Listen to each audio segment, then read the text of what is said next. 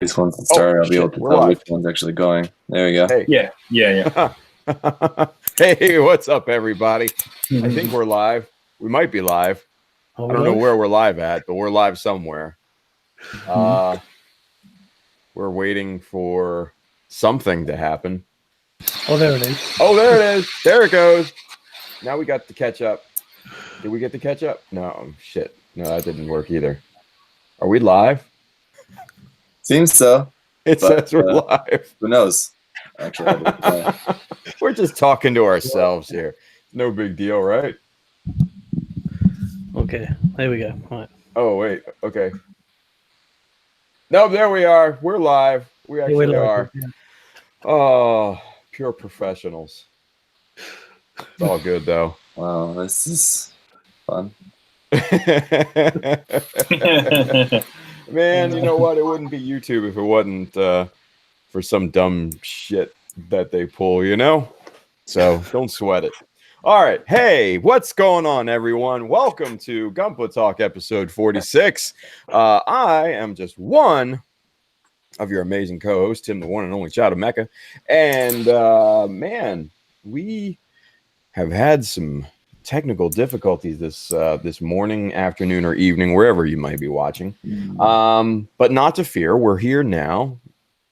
We're here to comfort you. We're going to be talking paint prep and Shizuoka today, so I hope you guys are ready for that. It's going to be interesting. But before we do that, let's go around. Let's meet all the cavalcade of characters on here today, as always. And let's start with Josh. Josh, our returning champion, rocking the beard. Look at that. That is glorious. I almost mistaken you for Justin there for a second. Yeah. And I'm getting in the last like five or so years, starting to get a little bit of gray kind of patches going in the bottom here, and I'm liking it. Yeah. Man, that is distinguished. Yeah. Oh, yeah. And I don't know why. It's been no effort on my part, but I just got solid coverage. So, yeah, no Keanu Reeves kind of on me, but it's at the nice itchy stage, so that's really fun. Yeah, nice. But yeah, I'm Josh, now with a beard, Josh Rodera, and I'm from Australia, and I build Gunpla and do drawings of Gundam, and sometimes make work in progress books, and that's about it. Yeah. Excellent. It's like evil Josh with the beard now. Yeah, there we go. Look at that. Excellent. Very good stuff. Well, wonderful. Thank you for being on as always, man. Let's go over to Simon, rocking the shirt today. Simon, introduce yourself, sir. Hello, I'm Simon. I'm also known as Gundam UK, and I build models and stuff. And stuff. Hi. And I wear t-shirts. I do like that shirt. That is a nice shirt you have there. Yeah, from childofmecca.com, I believe. The website. Oh, that guy's a loser. Wait, anyway. Is that? I just realized childofmecca.com is com.com. Whoa. Oh my God. Holy moly. I'm going to buy that domain. You're not going to get it, Tim. Good luck, man. I'm sure it's still available. What's that, Simon? I was just saying it's probably the most expensive domain in the world, probably. Probably. Yeah. Internet.com. Yeah, right. Oh, man. Good stuff. All right. Thank you, Simon, for joining us as always. And let's take it over to our friend Zach. Right. Zach, introduce yourself, sir. I'm very annoyed as ZakuAurelius over here. Really not in the mood for it. And ready to rock. Ready to rock. Oh, man, this is going to be fun. Oh, no, shame, Zach. Damn, I feel for you. Zach, don't worry about it, buddy. It's not a big deal. Trust me. We have had... it's just YouTube being YouTube. It's YouTube doing the YouTube thing, you know? Mm-hmm. Don't even sweat it, brother. Don't even sweat it. So, live and learn, right? Yeah, well. Live and learn until they change the settings again. Man, we love you, Zach. Don't worry about it, man. Don't worry about it. All right, Yeah. so hey, you guys, let's real quickly, let's do a check-in real quick of what everybody's working on. Actually, I should say Justin was with us. He had to bail at the last second because his daughter Bree woke up and she's not in the greatest of moods and everything, so he had to go take care of her. So shout out to Justin if you're watching. But hey, let's do a real quick check-in about what each one of us is working on here real quick. I'm still working on the 2019 build, modifying you know, the Zaku 2 right now. That's going well if you guys are watching the live streams and everything. Continuing work on that. So yeah. So check on that. Anyway, Josh, what are you working on, man? Anything interesting right now? Nothing crazy. I have a little bit of show and tell. Ooh, Can I get? We love show and tell. Screen, whatever you call it, screen real estate. Yeah. Oh, what's You this? see now? that? Oh, this is nothing crazy. This is so my friend Scott. He has a new Gundam, and just like all good V-fins do, they get lost. He's like, man, I don't know what happened to my V-fin. I think he just said, he's like, I'm trying to buy a part. I'm like, man, let me borrow your head, and I'm gonna see if I can make one, a separate one. And of course, I could have like molded it or something, but I thought, I want to try and actually make it out of the plastic. And I said, give me your yellow runner, and I'll see if I can do it. So here's a little quick run through. First off, I needed to make this little piece here. So I used 3 sheets of the runner and made this little cube piece to fit into the front of the head here. And slowly shave and file it until it kind of fits in snug like that. And then I filed down the front of it so that it matched the front of my new Gundam's head here, kind of like the angle like that. And kept on working on it. And then I had to like chisel in the little holes for the mini V-fin to go in, and then the little blue jewel on the top. And I just did a little bit at a time, and then the blue kind of clicked in, and the little V-fin on the top sat in there super nice. And then I glued together some of more of the runner to make 4 pieces that would eventually turn into 2 pieces to make the sides of the V-fin, and glued them onto the side there like that, trying to get the angle kind of right. But you can see they're really fat, and that gives me some room to kind of file them down and trim them down to make them look something kind of balanced. And that's it when I shaved it in so that the little V-fin fits in there. And then I started to chamfer in the edges on the side like that and kind of refine all the points and thin it down heaps. And then that's what it looks like. This is the one on the right here. So it's a bit longer and not exactly the same, but pretty good. And it all snaps together. I wanted to make it so there was no glue involved, so all the parts still come apart like the original one. So probably like 6 hours worth of work on such a tiny piece that I could have just molded or just used a builder's part or something. But as you probably know, Tim, with the scratch build, and it's insanely satisfying doing something like this by hand. Oh, absolutely. Yeah. So there you go. That's what I've been working on lately. And That I was also incredible. oh, thanks, man. That was genuinely incredible. Just watching that. Oh, cool. Sweet. It was quiet. I wasn't sure how entertaining it was, but I'll post some of these photos up in a little while with a little run through on it.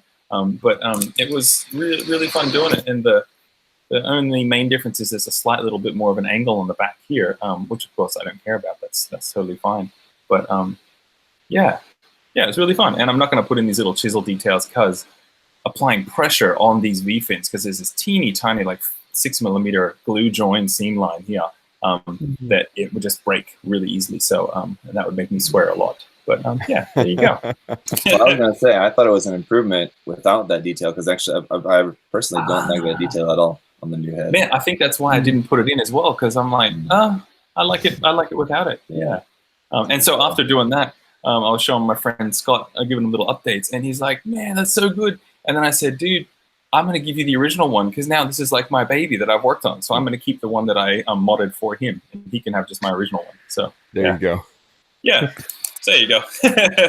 Yeah, so man, I love it. I mean, it's the angles are dead on and everything. Like, honestly, if you didn't point out the little chisel, the little indentations in the front, I mean, honestly, most people would never even think that wasn't an original piece, to be honest with you, just by the looks of it. So yeah, cool. Yeah, awesome stuff. Yeah. So what else are you working on? Anything else? Any other projects or anything? I've been building what's this do? Striker GNX. I got this guy a while ago, so this is nice. just a fun snap together. And I show my girlfriend, and she just laughs at the silly designs of some of them. And she's like, "What the hell's the head?" And I'm like, "Oh, it's just like this little head cover thing. I really wanted the GNX head, but I put this on, and it just looks like you try and explain Gundam to people when it's like this, and you have a chance. But when it's like this, they're just like, what am I even looking at? Right. Yeah, you can like pull it back a little bit, and it's just like a little hat, and he's just going out like he's some, I don't know, ancient Japanese samurai just going out in the sun or something like that. Yeah. So yeah, I've been working on that, and then the other thing is I've been flying my my drones around. So that's not Gunpla, but I've been building them, putting new propellers and stuff on them, and flying them around and having a lot of fun, having heaps of crashes, but learning how to solder really well. So nice. Learning how to do that. Yeah. Nice. Yeah. So that's kind of it from me. Yeah. Man, you know what? When you were showing the GNX, all I could think of is just, the whole Gundam design is just not logical. Yeah, no, it's not at all. I like these little bits on the front here. Get it? Yep, and boosters on his knees. Yep. Yeah. Logical. Logic. I was about to do a joke that there is only one kind of logical design. Yeah, right? Come on now. There we go. Yeah, what about the Stein? Any updates on your Sinanji Stein? Let me see. I don't remember if I had done his head last time. Did he have these big cheeks last time I showed you? No, look at that. He's got. I don't know how close I can get without it getting blurry. I gave him a little kind of little mohawk thing on the top. I sanded a little kind of crevice down, and that goes in. And then I gave him some crazy big cheekbones on there. I'm not sure how far I'm going to leave them out. They're kind of in the raw form, but he's looking there all protected with his cheeks going like that. Nice. I think that's the latest that I've done on him.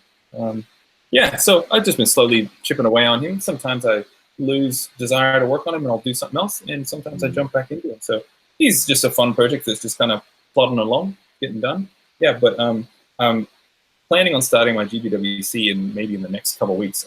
Not him, total different idea. And I'm excited about that one because it's going to be simple and creative, and I think I've told you guys about it. But if not, I still won't tell you, and you can be surprised when I hopefully finish it. Yeah.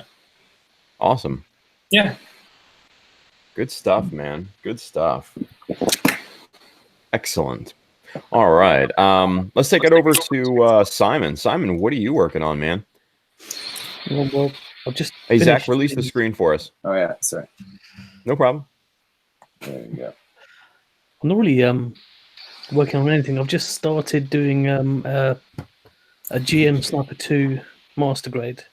So lovely. Trash kit. Don't even bother. It's all just in its box in the runners. I've literally just started it. Nice. So that means you just finished a kit, right?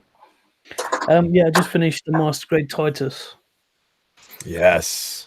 Yeah. Is it anywhere around? It's in the display cabinet. Too bad. It looks so good. Yeah. But if you want to see that, it's on my it's on my Instagram. Yeah, it looks great though. What's your kind of end review on it? Are you happy with all the bits that you did on it and stuff? And was it enjoyable?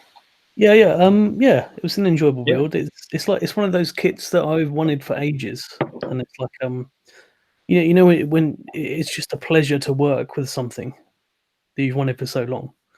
Yeah. And, I mean, I'm still practicing my scribing and my detailing, that kind of thing, and some lines are a bit wonky, but a lot of lessons were learned, and I was quite pleased with how it turned out. So yeah. Nice. Oh man, that's great. I thought it looked really clean, man. So job well done. Yeah, I was particularly pleased with the paintwork. I think that turned out probably the best. Well, some of the best I've done for a while. Yeah, and the green was just like kind of. It was shocking, but it was appropriate. You know what I mean? Yeah. It's just like when I first put that green on, I was like, "Is that too much?" And then I thought, "Okay, let's do another tone that's a little bit lighter than that, and then use that as like a contrast to it." Right. And it kind of worked. So yeah. No, I thought it was great. And appropriate timing, especially for what we're going to be talking about later too. So yeah, there we go. Sweet. So were you meaning, Simon, that how the paint went down, as in like the texture and the application of it, or do you mean the color scheme you were happy with? The color scheme. Color scheme. Okay, cool. Yeah. Well, I mean, while I was painting it, is it's hard to explain because sometimes the flow of the paint isn't quite right, or something's not quite right about it, and you have to fix it. There wasn't a single fix I had to do in this, which was nice. So. That's so nice. Yeah, man, the times when you pick up your airbrush, you load it up and you just go, and it's silent, and you go, that looks great. And then I clean my airbrush, and oh my gosh, what is happening? Yeah, that's really nice. Yeah, cool. No clean, no nothing. Everything's thinned right. It's all good. So. Excellent. That is a good feeling, though. That is a good feeling. Totes. Very cool. Good stuff. Well, thank you, Simon. Appreciate it. Let's go over to Zach. Zach, what have you been working on, buddy? I know you've got a ton of stuff, right? Of course. Go ahead and release the stream, too. There you go. He presents. Well, I'm just working on finishing my GPO4. Let me just put it on the base here so you can see. I was just finishing up the base, and it doesn't have the tanks on at the moment, but at least so you can see like how it's going to work on the base. Let me just show this to you. It's like part of an octagon base here that's flying in like that. Nice. Like this. Oh, yes, cool. So it'll have like, I still need to put decals and stuff on the base as well, and maybe just a little bit more details and stuff on that. And yeah, the big tanks on him. Then I got a couple of like pilot and like crew figures that are going to stand on the little deck here on front, and then some LED lamps on it as well. Like, you know, like the little lamps that you can get for this set. These little guys here. They go on like little LED ones. Yeah, there's a set of 4 of those that will go around there as well. So that's basically done. I was just about like in the last stages of just finishing that. Like I said, just basically need to finish the decals on that. It's pretty much done, but I put that on hold because I'm finishing something else for a contest, which is due in just a couple days, and I'm not done yet with that. So that's what I'm working on. I'll just give you a quick little preview. This is what I'm working on for that contest. It's very dark, I know. So minty green. It's also minty green. A little too minty, I think, at the moment, but I'm gonna try to work on that as I'm in the last stages of that. But also this, well, shoot, not really much to show there because it's all disassembled at the moment. But this, hang on, where's the head? This is the G-frame Sazabi. There's just the torso on the head of it anyway. My light, which is up here, is currently unplugged at the moment. I need to plug that in. The stream prep was hectic, so definitely not really prepared. But yeah, it's the G-frame Sazabi, and you know, like the G-frame stuff. All the Gundam type ones are not really very cool looking, but the Dom and the Sazabi are pretty nice. I like this. So do the details and proportions match like the real grade or the master grade at all? Not really. No, I mean it is pretty nicely detailed, but it's definitely different from the other versions. So I don't know. It's different, yeah. But it is like pretty nicely detailed considering the scale. It's probably like 1/200 scale, so it's not very big. Yeah, I was gonna say he seems a lot smaller than everything else I've seen. Yeah, and yeah. Anyway, like I said, it's all in pieces, unfortunately, because I already started painting in some parts of it. I was painting like the black parts. Here's the backpack, and I'm hand painting the whole thing in lacquers, like Machine & Krieger style. Okay. Again, it's hard to see now, and only the black is like the only parts that are painted at the moment. So everything else is just brown. There's this mahogany primer. But yeah, that's pretty cool. That's just like another kind of little side thing that I just picked up and started because I didn't have anything else going on. Nice. Yeah, that's kind of it. Those are the main things. There's other things, but I Now built it. that base for your GPO4, who's that by? That octagon? I think Wave. Wave? Okay. Yeah, it's weird. Hmm. Yeah. Because that's pretty cool. It's part of like the H hanger stuff.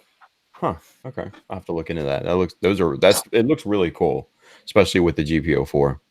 And it's pretty nice. Not very big though. Always like with a single set of one of those is never as big as you think it's going to be. So it's really Right. best for like an HG. If you want it for anything larger, you need definitely more than one set, unfortunately, and they're not that cheap. Yeah, no, I know. But they also just built up this cutie. It's totally dark. You can see. Anyway, you get the idea. It's like dark each kit. kit you're showing Yeah, is high getting backed darker up, and darker. you get better. There you go. Here's a This silhouette of what I'm working on.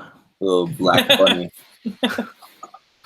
Like Zach's building like the silhouette Gundams that they use for the announcement images by Bandai, or it's just a silhouette. He like builds them. Yeah. That's it. But yeah, just Snap built this up, and really cool. Different. I like the new back skirt. It's not as bulbous. Ah, I didn't know it was going to be different. Original Hazel, but it's pretty cool. And it's got the double hammer-ons here on the back. I'll plug this on here. Very long. The blade rifles. Here for back. Yes, that's Advance of Zeta. Yeah. So pretty cool. And that's it, pretty much. Yeah. So that's pretty much it. Getting ready to go to Shizuoka. So. Yes. Perfect segue, right? Wait, did you say you're going to Shizuoka? Yes. What? What? Have you been before? I haven't been to Shizuoka before. So yeah. Okay. Man. Damn. I am so freaking jealous. Cool. Sweet. Yeah. Everybody's voice got high there for a second. It was confusing for me. I was like, are we talking in our high voices? Like, okay, yeah, let's do that. Yeah. But anyway, so you're going, right? Huh? Yeah. Awesome. Good stuff. Are you like super excited, or are you just like, oh yeah, it'll be all right? The show itself will be cool, but like I've been to like Gunpla Expo and things like that in Japan. So obviously Shizuoka Hobby Show is much larger and much more than just Gunpla. But I mean, it's just a big model expo where you can just walk around and see new stuff that's coming out, which is cool. But I think the more fun part will be just like hanging out with the people there, meeting people. It's like Ryan from Hobby Co will be there with some other people, and Lincoln will be there. Yeah. And I think Dennis said he's going to be there. Kurosama. I think he said he's going to go. He'll be there. And some of the people, whoever else is there. So that'll be cool. And whoever else we might run into, hopefully we run into some cool Japanese builders or something there at the time. Yeah. Nice. You're just there 24/7. Oh, whoa, you're here too? Hey. Yeah. It would be pretty awesome to run into Max Watanabe or something like that. Oh, yeah. Oh, I mean, all you got to do is talk to Lincoln. I was just going to say, man, yep. Just hang with Lincoln. Yep. Well, we'll see. Yeah. I'll be there on Friday afternoon and Saturday, and Friday is still, I think we should be able to go there on Friday. Friday is still a business day when it's not for the public, so I think Lincoln said we'll be able to get in on that day. Nice. You haven't met Lincoln or Ryan in person, have you? Right. Yeah. Cool. Oh man, you'll hate them. They're terrible. I know. They'll hate you. All Ryan keeps talking about his sneaky shots. So. Oh man. Yes. Oh gosh. Yeah. Okay. Awesome stuff. So let's talk about news. What do we got in the news? Okay. What do we got in the news? Yeah. Well, NU apostrophe S. Oh. Well, that's nice. Quite appropriate there, because thanks, Simon. First thing here is the new. What? News. It's the new. Yeah, it's the new. Not very surprising new, but obviously a lot of people are pretty excited about this. I do love the sculpt of this particular model. One thing that I don't like is on the legs, and this is something that's just a kind of a feature of the RG line that I'm not really a big fan of, is that they're molded in a way to look like you have a bunch of different panels here, but it's just the way that it's molded. Oh, Man, yeah. I had the exact same thought. Like the front of the leg is like 4 pieces. Yeah. I don't know. You know what I mean? There's like just the way that this could have just like, you can see where my mouse is there on the front of the shin. Yeah. It could have been like a simple panel line, but they have it like as like a beveled edge panel line kind of thing. And it's kind of weird looking. I wish it was just like a normal, just thin little panel line there. Would have been nicer. But that's like a thing that the RG line, a lot of them have. Yeah. That style of detail on them. Not really a big fan of that. But it's not very much around on the kids. I mean, it's not very noticeable. Pretty much just there on the legs. I do like this bit here on the shield. This like little cutout bit there on the front of the shield. That's pretty cool. Oh, I didn't even notice that. That is cool. I really like the head sculpt on the real grade because it's kind of round-ish. Have you guys seen that? Like from the front, it's a little squattier a little bit. It just looks good to me. I do, yeah. The shape of it, I do like. I'm also noticing here on the kind of back quarter of the head, there is more of that panel lining. That's like I'm not really into. It has like kind of, I don't know. You think it's like I saw that too, and I'm like, soft edge panel line after soft edge panel lines there. Yeah, like it's a panel line on like a 1/220 scale or something. That it's really small, and in this photo you can see like they just can't get that crisp. Yeah. Oh man, that's what I like. Even if I build it and chuck it in the bin, as I always say, just getting to bend that leg and see all those little bits separate. Oh man, it's the measure of its engineering. Yeah, yeah. And I love that now with the real grade, we just go look at all those bits inside there moving, and it's still going to be rock solid. Yeah, should be. And all the little gray bits sticking out on like the back of the leg and the side of the calf, the gray bits of frame through there. It's always nice, of course. Interestingly, no psycho frame on this version of it. I'm not mad at that. Yeah, that didn't even think of that. Set it apart a little bit from the master grade there as well. Yeah. I mean, this, I swear, if there's ever been one real grade to ever catch my attention or ever tempt me into actually buying a real grade, this is it. This is the one. I'm super, super, super impressed with this. Honestly, this should have been the Verka design. Scale this up to 1/100. Man, I'd buy it for days. You don't like the Verka? It's not that I don't like the Verka. I love the Verka. I just like the sculpt of this one better, the shapes and everything. This one just speaks to me more.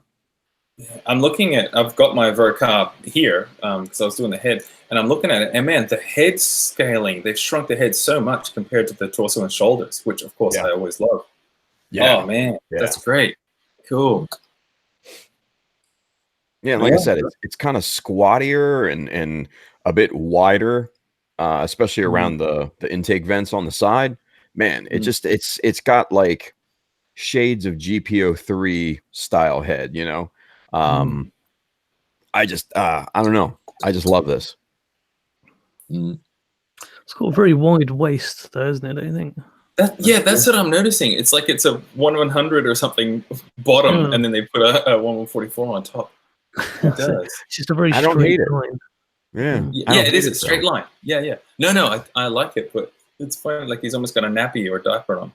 A nappy. I love it. Nappy is for me and Simon. Diapers for you. Kelly voice. Yes.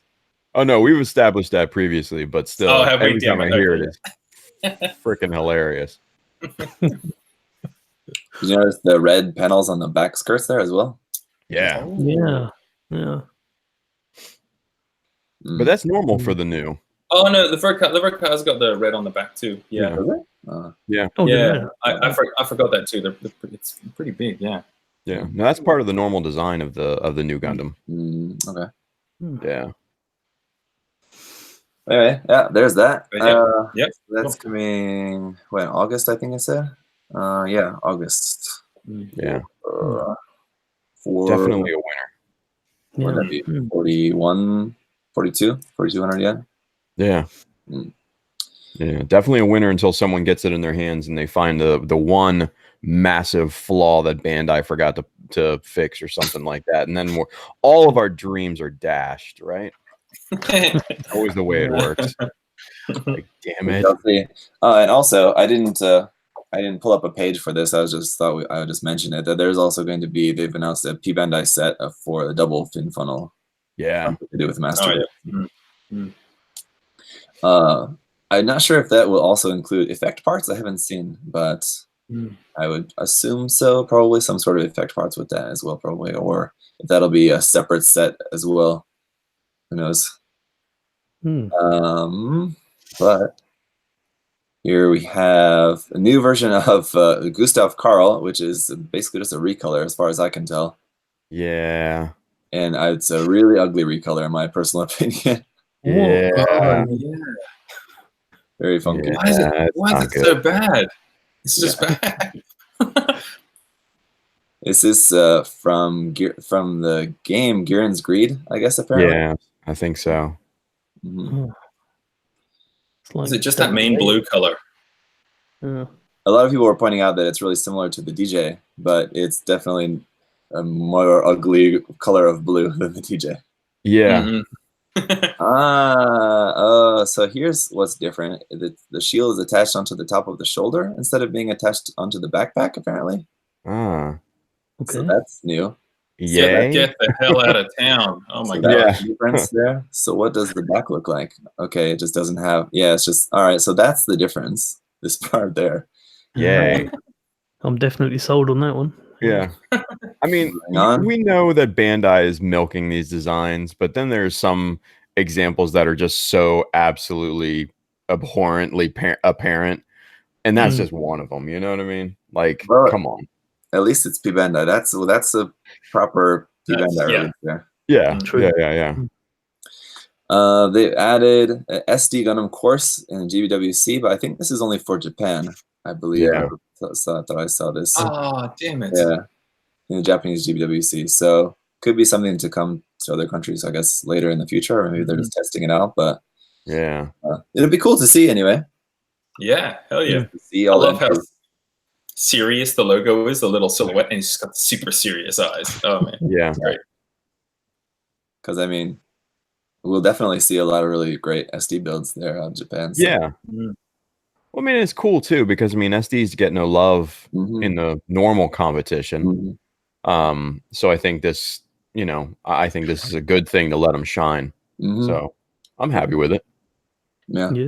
When you think of it, when was the last time you saw one of the finalists as an SD build? Oh God, it's been like forever. I don't know. I don't even remember, to be honest with you. Yeah. Forever. Yeah.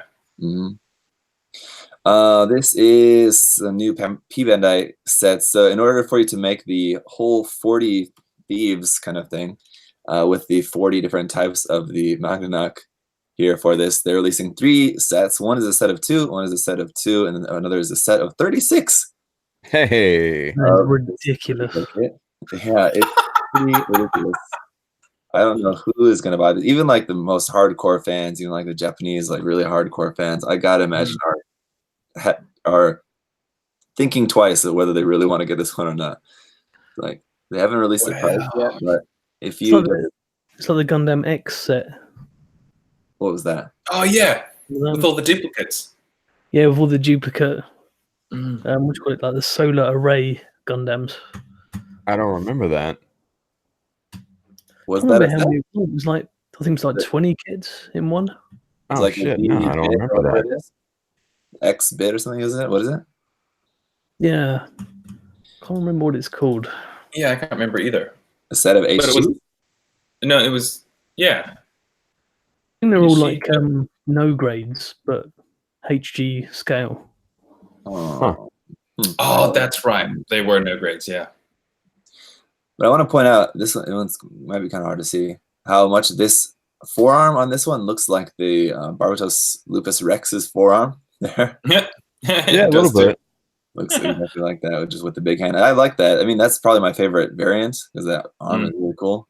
The other one's just like it's just got a different gun, different shoulders or something. But yeah, they are pretty cool sets. I mean, I think if they would have just done like 3 different sets of 2 would have maybe been enough. But Yeah. just give. I mean, like, there's obviously a lot of different options you can see with all this different stuff there. Basically, it's just different heads, different shoulders. Like a couple of them have. I think maybe this one has a different knee armor. Have they put a price on there? Hmm? Did they put a price on there? Yeah, I haven't seen any price released for it yet, but the base kit itself, I think, is 12 or 14. I have it here, but they don't put the prices on them anymore. But it's 1,200 or 1,400 yen for the base, the original kit. So, Jesus. So you're looking at almost $300-$400 probably for kits. Yeah, so probably the 36 set would probably be around 40,000 yen, I guess. Yeah. Mm. Welcome to the Bandai money sucking machine, folks. Yeah, well, I can't imagine that they're gonna put out too many sets of that. I don't think it's something that a lot of people are gonna buy. Yeah. I think whoever buys it is probably not going to build them. It's pretty intense. Is it going to be just a status symbol? Yeah, is it going to be like something to 13? collect? Yeah. It's going to be like 13 boxes, or is it going to be one box with all 36? Like, is it going to be a crazy Neo Xeon kind of box or something? Yeah, it's gonna have to be, right? It's a ton of runners. I wonder how many kits would come and just like if you just order like a pallet of them, like if you're just a shop, a distributor or something like that, you just order like a pallet, like how many kits come in one like big box of probably like 20 or something. Yeah, I mean if that, yeah. Sheesh. So that's pretty insane. But, we're into this hobby, but not like some people. Wow. Oh dude, yeah. Right. This is pretty cool, pretty nice looking. This special coating version of the RG Sazabi. I mean, if you got the skills to paint one yourself, you can obviously just make one by yourself. But either way, it does look pretty cool. I have the Senanju special coating MG, and man, in person, it's beautiful. Just even looking at any part, it's so nice. Yeah. The MG version of the Sazabi Verka, the special coating version of that was a Gundam-based exclusive thing at first, but then they released it as a P Bandai kit a little bit later. Also looks really nice. It's also, I think, the list price was 18,000 yen, so almost $200. Basically, anything special coating is usually almost double the price. Yeah. But the good news for me is that I think I have one coming soon of the master grade. Cool. So, from for a Japanese proxy site promotional deal. Oh, nice. They wanted me to choose a P Bandai kit. I chose that one. I was like, it's really expensive, I know, but I know this will get a ton of views. So yeah, just because there was like nothing else, there wasn't really anything else that I could really think of. Because pretty much any P Bandai kit that I really, really want, I already have. So yeah. Anyway, so there's that, the RG version of that. We have the new set of Exceed Gundam heads out as well. Coming out as well, anyway. Basically, it's just the origin, or no, what is it? The animation colors version of just the heads. That's just the same, nothing different about that. But then there's also the Gundam local type head, which has the addition of the visor on the front. From Gundam the Origin, and then the Heavy Gundam here, obviously different colors, minus the Vulcans on the head and with the visor there. So, and the side vents on the side of the head are also different. So some pretty cool variants here for this compared to like the Zaku, where it's pretty much just the antenna is the only difference. This one does have a little bit more different there going on with it. It was pretty nice. Personally, don't really like these as much as the Zaku heads though. After building set 1, they're not as detailed.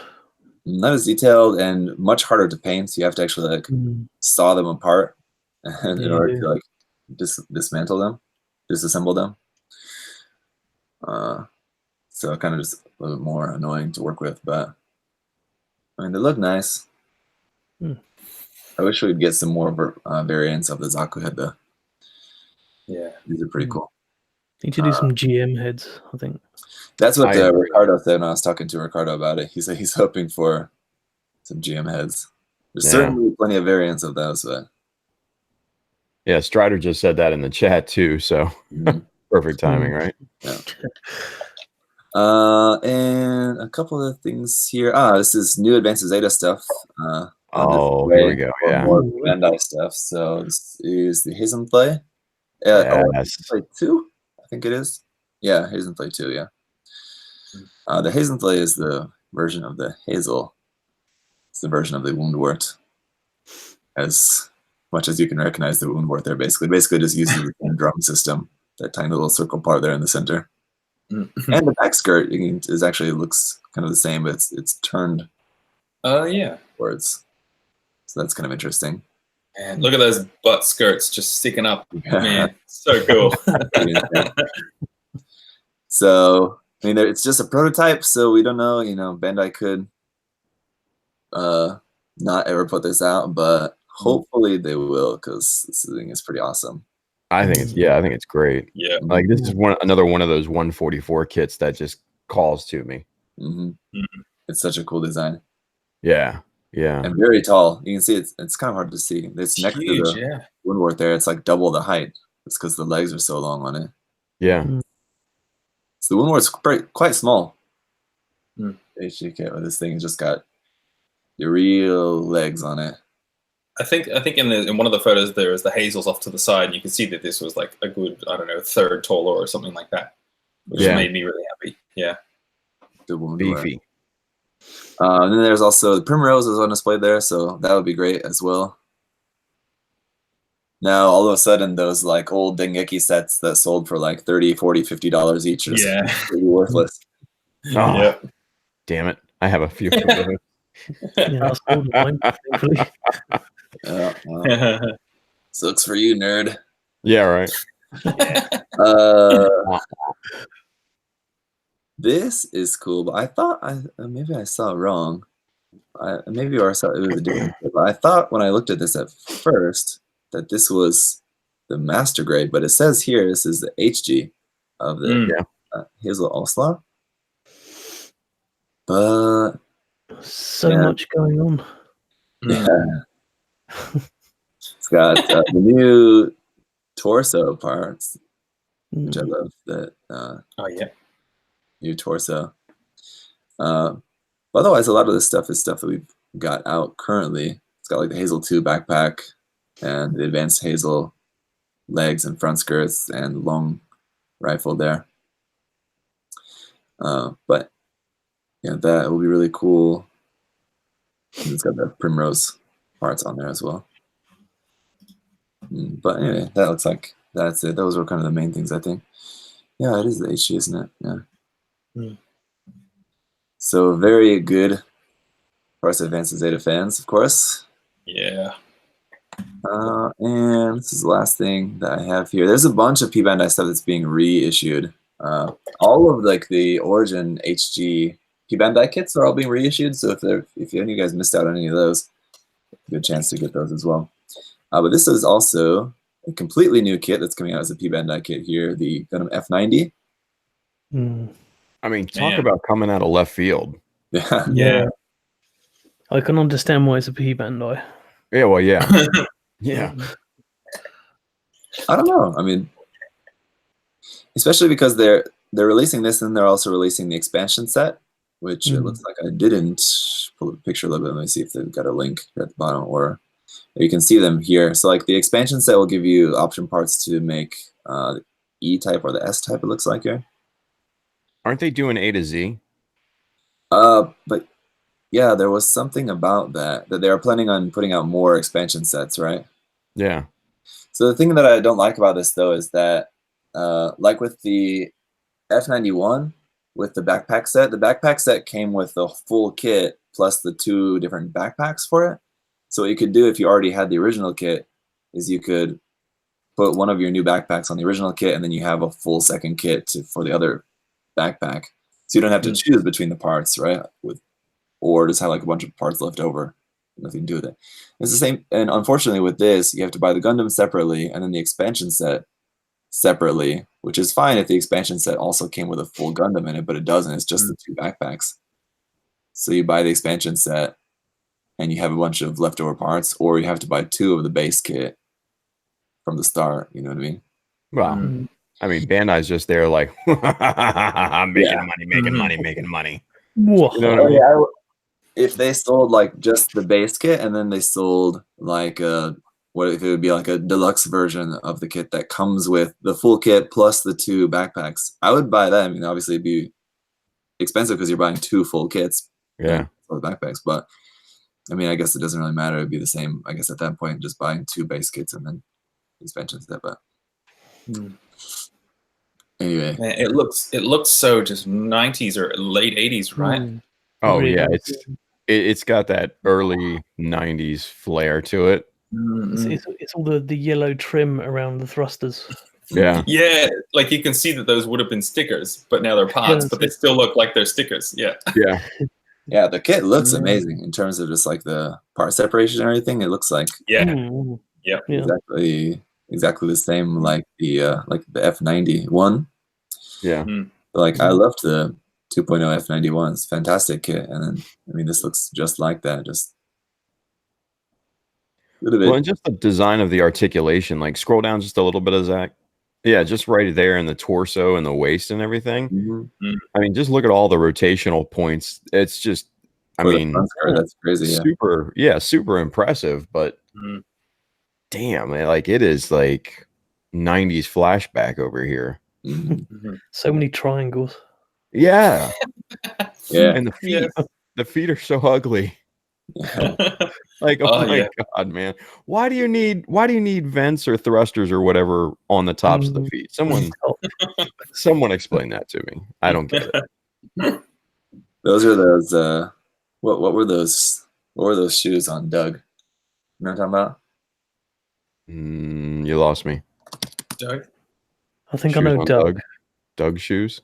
Doug. Oh yeah, I like, never that's I never it. watched Doug. Jesus. Zach. Yeah. Zach, I love it. Another obscure reference. Doug's cool shoes. Don't you remember that episode? I'll take your word for it, buddy. I remember that. Let's just stream it now. Let's go. Yeah. Man. Zach Zach with the Nickelodeon reference. This is great. only 90s kids. Hell yeah, right? Oh, no, I'm an 80s kid. Wait, sorry. 80s. Wait, oh, whatever. Anyway. But that's pretty much it for the news, I think. A bunch of P-Bandai stuff being reissued, and there was some other like Gundam base exclusive stuff, clear versions and things like that. But those are the most notable things, I believe. Didn't forget anything, but could have. You guys will just have to tune into the next episode of Gunpla News to find out. There we go. It will not be happening this month. It'll be next month because of going to Shizuoka. I'm not going to be bothered with that this month. Nice. New month. Nice. May. When's the P Bandai what is it? The Regazi custom coming out? Does anybody know? No. Should be in the next couple of months, right? Yeah, I can check here just a second. That one I'm looking forward to. Just because it's a brand spanking new kit. In Japan. May. So Yeah. next month. Oh man. I do like that. I do like the look of that. It's very nice. Very nice. Anyway, all right. So you guys, let's real quick touch on since we've talked about Shizuoka, let's touch base on that. Predictions. Zach, what are you expecting to see there? Anything you want to see? Anything you hope to see? What are your thoughts? Well, what I would like to, well, I know that the new Gundam is going to be there, so I'll be able to have an up close look at that.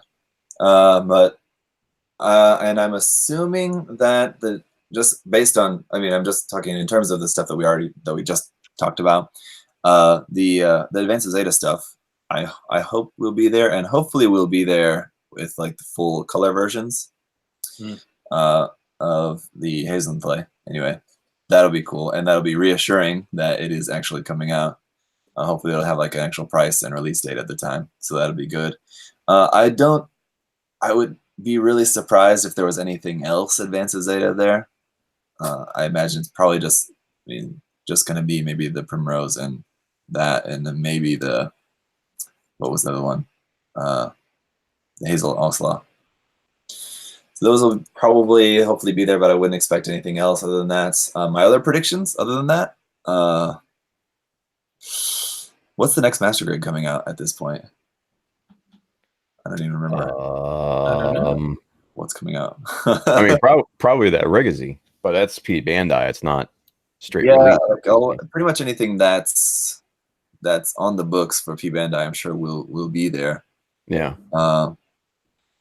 I'm forgetting now at the moment what is the next. Oh, Master Grade. Alex. Oh yeah, Alex Alex 2.0 is right. next. Yeah. Oh, Thank you, yeah, Strider. Yeah, that old thing. Yeah. That'll be there. I'm Mhm. sure. So that'd be cool to see that. That's out in June, so it's not really too long to wait for that. But I'm sure that'll be there.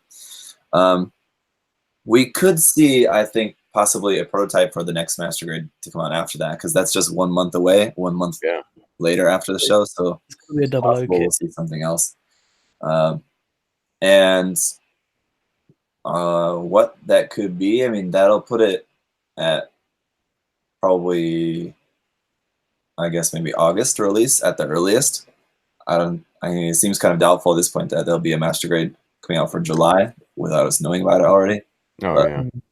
they have done that in the past, like released news about something just like 2 months before it's coming out. Usually it's a little bit earlier than that, right? So MG Virtue, I hope. MG Virtue, yeah, that's very likely they, right? In terms of trying It's to gonna be a predict double O. what it could possibly be. It's a good guess that it's another 00 suit after the Dynamace. But Curios? Yeah. Oh, yes, that would be great. Yeah. I'd like that. Yeah, it'd be pretty cool. Either one of But a those. lot of people love the Virtue, so I think it's a toss-up, and either one is, I think, is probably a good addition to the line. Yeah. If I had to guess, I would say Virtue first, and the question is if they're going to try to put something else in between that as well. Before releasing that, if they're going to maybe put that out later in the year. If they're just going to do something else before that. Who knows? But do you guys think we're going to see Hathaway's Flash models there? Any prototypes or announcements even? Probably a bit early. That's Maybe. coming out in the winter, so I would think that probably we might not see that until later. What's the big hobby show that's always like in August? Wonderfest? Is that it? Yeah, Wonderfest. Huh? Wonderfest. No, I think it's this in late July or early August. Yeah, but after that, there's another big one. Isn't that? Anyway, I don't know. Yeah, I don't Yeah, know. I was trying to remember this the other day. There's Shizuoka, and there's another big one. Mm-hmm. But anyway, I think Hathaway's Flash, I C3. would assume probably maybe a little bit later would be my guess. Ricardo just said C3. Thank you, Ricardo. Yeah. I would guess not at this time. Yeah. But I could be wrong. Yeah. Even if it's just an announcement, you know? Yeah, some sort of teaser, like the frosted box. Yeah. It'll say like next RE kit, and then it'll be like with just the logo of like Hathaway's Flash logo or something, which would be pretty easy to predict at that point. Yeah. Speaking of, what happened to the Master Grade second Victory Gundam that was teased like a month ago or something? There was like a teaser. They had the frosted mystery box there, but it was really easy to tell what it was. Yeah. Did you guys see that about that? Yeah. I mean, but Bandai's done this shit to us before, though. You know, they've teased the kits or even made announcements and then never produced them. You know, so they've done this before, and who knows? Maybe it just didn't garner the hype that they were expecting. I don't know. It's funny because it's just the main kit, and then it's just got the two big weapon sort of things on it, right? The second Victory. Second Victory, yeah. I guess so. Yeah. Yeah. So it's not like it's a whole new kit that they might be like, oh, we're not going to do that. Yeah. That's surprising. Yeah. It did take them quite a while to release the Assault Buster set for that, though. So. Oh, I did too. Yeah. Doesn't seem like time is a very pressing issue on their releases of Victory stuff. They're just kind of whatever. Put that out. Not really exactly the most popular anime anyway, so that's not surprising.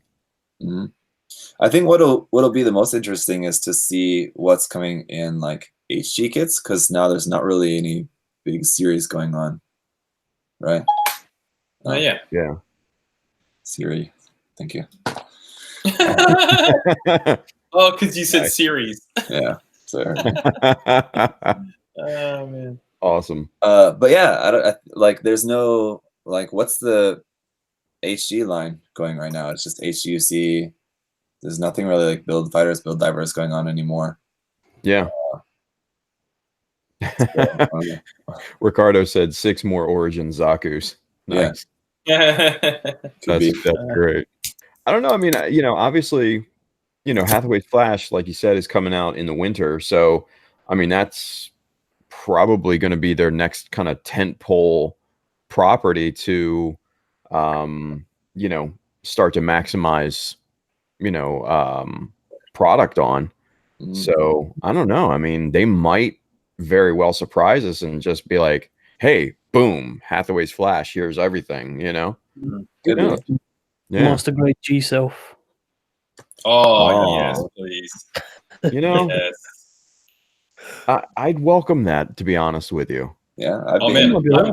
I'd love it. Yeah. Yeah. I Why wouldn't not? mind working on that quirky little thing. Because the HG is just so not fun. Yeah, I Yeah. can imagine. I can imagine. I mean, that design, if you like it at all, it'd be so much better as the master grade. Mm. Yeah. Yeah. But yeah, I don't know. I think I saw this. I don't know if any of you guys else saw this or if anyone in the chat knows anything more about this. I saw it just in passing that there was an image put out that was like a teaser or something that there's going to be some new build series. I So another think spin-off I remember series, seeing I think, that. related to build. It was just a few Yeah. days ago. I think I remember seeing that. So More Kit Bash kits. yeah, Yeah. good to see some new build series HDs, but with before seeing like any official announcement for that, which there could be some official announcement before the Shizuoka show. Yeah. Before the big announcement, it'd be kind of surprising to see some kits there just right away. Usually like to have more of a kind of show of like the announcement of a new series, even if it's just the 6th build series. Yeah. I wonder if we're going to see any kits from that IBO prequel app thing that they announced, Well, that went over like a lead brick. Sure.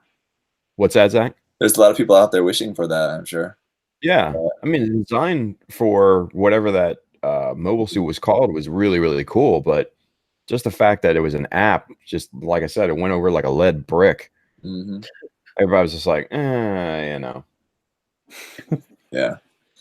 There's a lot of hype and then just a lot of disappointment, and we will just immediately give up any hope on that. Yeah. And it's a shame too. I would have loved to see, like a far off prequel to IBO. I think that would have been cool. Yeah. Mm. But why do that when you could do Build Divers season 3? Oh my god, the movement was great. Somebody animated, do a GIF of that. Huh. I think they caught it on YouTube too. Man, that would be great. Anyway, chat, pick it up. One thing I would definitely say is not going to be there is I wouldn't expect anything for any new perfect grade at this time of the year. Yeah. I would assume if there's anything new perfect grade coming out, it would be later on. That said, it wouldn't be all that surprising if whatever new master grade gets announced, if there is a new master grade announcement there, if it's some other Verkov thing, because we haven't had Verkov for a little while. Yeah, True. Yeah. Was it the Thunderbolts? Was that our last one? Yeah. Was Or it? was Yeah. the Victory? Or was the Victory Assault Buster of Verkov? That was, it was a P Bandai set, but yeah, it was okay. the Verkov. We have Atlas. That could be cool. Yeah, like it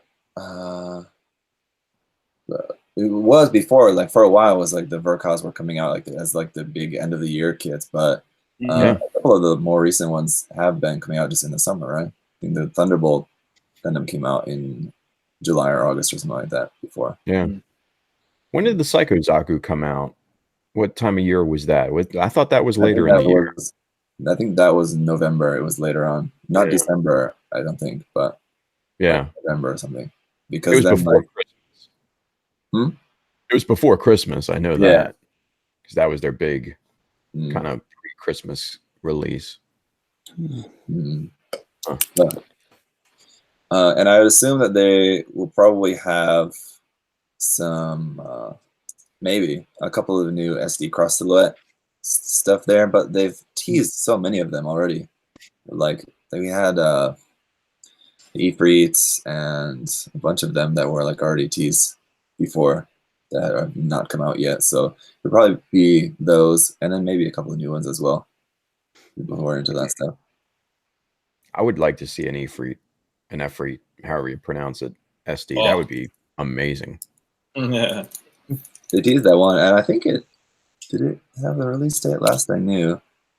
I hadn't seen any release date for it. Yeah, as far as my notes go, there's no release date for it yet, but Yeah. it's the original Ifrit, which is my least favorite design among them, but Oh, if you like that, that's okay. yeah. But Handron actually in the chat just mentioned the NT Gundams. I don't know. I mean, other than what we've already gotten, the A through C packs, the high grades and stuff like that, I don't really see much of a push from that property, which is kind of surprising. You know? Kind of, but yeah, I guess so. Yeah, it would be kind of surprising to see much more new from that. Yeah. Mm. It's like they're treating that whole property like the mini shows that the Tristan was in, you know? Twilight Axis. Yeah, like redheaded stepchild property over here. Well, they've put out like 15 new versions of the Phoenix. Wow. And, But we and had- the Stein as well. Yeah. Yeah, we had a few of The those. master grade and the high grade of the Stein, and the Yeah. Well, that's true, Yeah, though. right. You know what? I didn't realize. I didn't even think about that. That's true. But it feels like there hasn't been much. Yeah. It does. Yeah. Mm. It just hasn't been the hype, you know? Mm. And I And, think mainly because those are retreads on previous designs already that Yeah. we've got a ton of models already for, you know? and like half of them have been P Bandai kits Yeah, that's true. with all That the is very Jagan, true. not Jagan, but the Jesta team variants were all P Bandai kits, and the narrative B type B packs, Right. P Bandai. There is also I didn't mention this when we were talking about the news. The new version of Silver Bullet that's coming out that looks really awesome. Oh, the Yes. Silver suppressor. Bullet suppressor Yeah. Yes. Yeah. with his spare arm storage backpack. Oh man. Man. Like I can just picture some terrible writing for the episode, and he's in a battle, and he's like, "How about I lend you a hand?" And he just brings out another arm, or something like that. Something terrible. Thanks, Zach. That's the correct reaction. or Zach, I got another one. He's like, "You haven't met me and my army," and he brings out all four arms. Yes. Yeah. Yes. Oh, I gotta think of another one. Damn it. 3. Gotta get a trifecta. Break Zach's chair. Oh man. Nice. A couple of people in the chat, or maybe it's the same person that keeps talking about this, but talking about something new from Wing, like the Mercurius Vate, or he also mentioned the Pisces and Aries. I think it is very possible that we will get a new enemy MS or like grunt MS from Wing. I wouldn't say this soon after the Magnarch just came out, because it was quite a while. When did the Leo came out? It's been a while since the Leo came out, and now the Magnarch just came out. So I think they're gonna space them out. But I think it is fair to guess that we probably will get some more later. Oh, we might also see the Sandrock, right? Yeah, that'll be there, I'm sure. Okay, yeah. HG Sandrock that's coming out. Mm. I would assume is going to be there in full color and everything. So that'll be cool. Still not really a big fan of the design personally, but I'm surprised how different it looks compared to the Master Grade, design-wise. Yeah. Anyway. Yeah. The Master Grade is using the Furcad design, and the HD, as far as I can tell, I'm no expert on this, but if I remember correctly, the HD is like a TV animation version of that. That's where I get totally lost. Yeah, believe, TV, movie, endless waltz, all the things. Yeah. There's a lot of much more qualified wing experts out there in the chat that I'm sure will correct me on that. Yeah. Oh yeah. There's like 5 different versions of the same kit. Yeah. So Simon, what would be one kit that you would want to see released or announced or whatever at Shizuoka? A perfect grade EXS. Really? Wow. Oh No, man, yes. I'd say Master Grade Virtue. More realistic. That's the one for you, huh? Yeah, definitely, because the 1/100 no grade version was proportionally rubbish. Right. It was so horrible. I'd like to just see like a nicely designed, similar to the high grade proportionally Master Grade.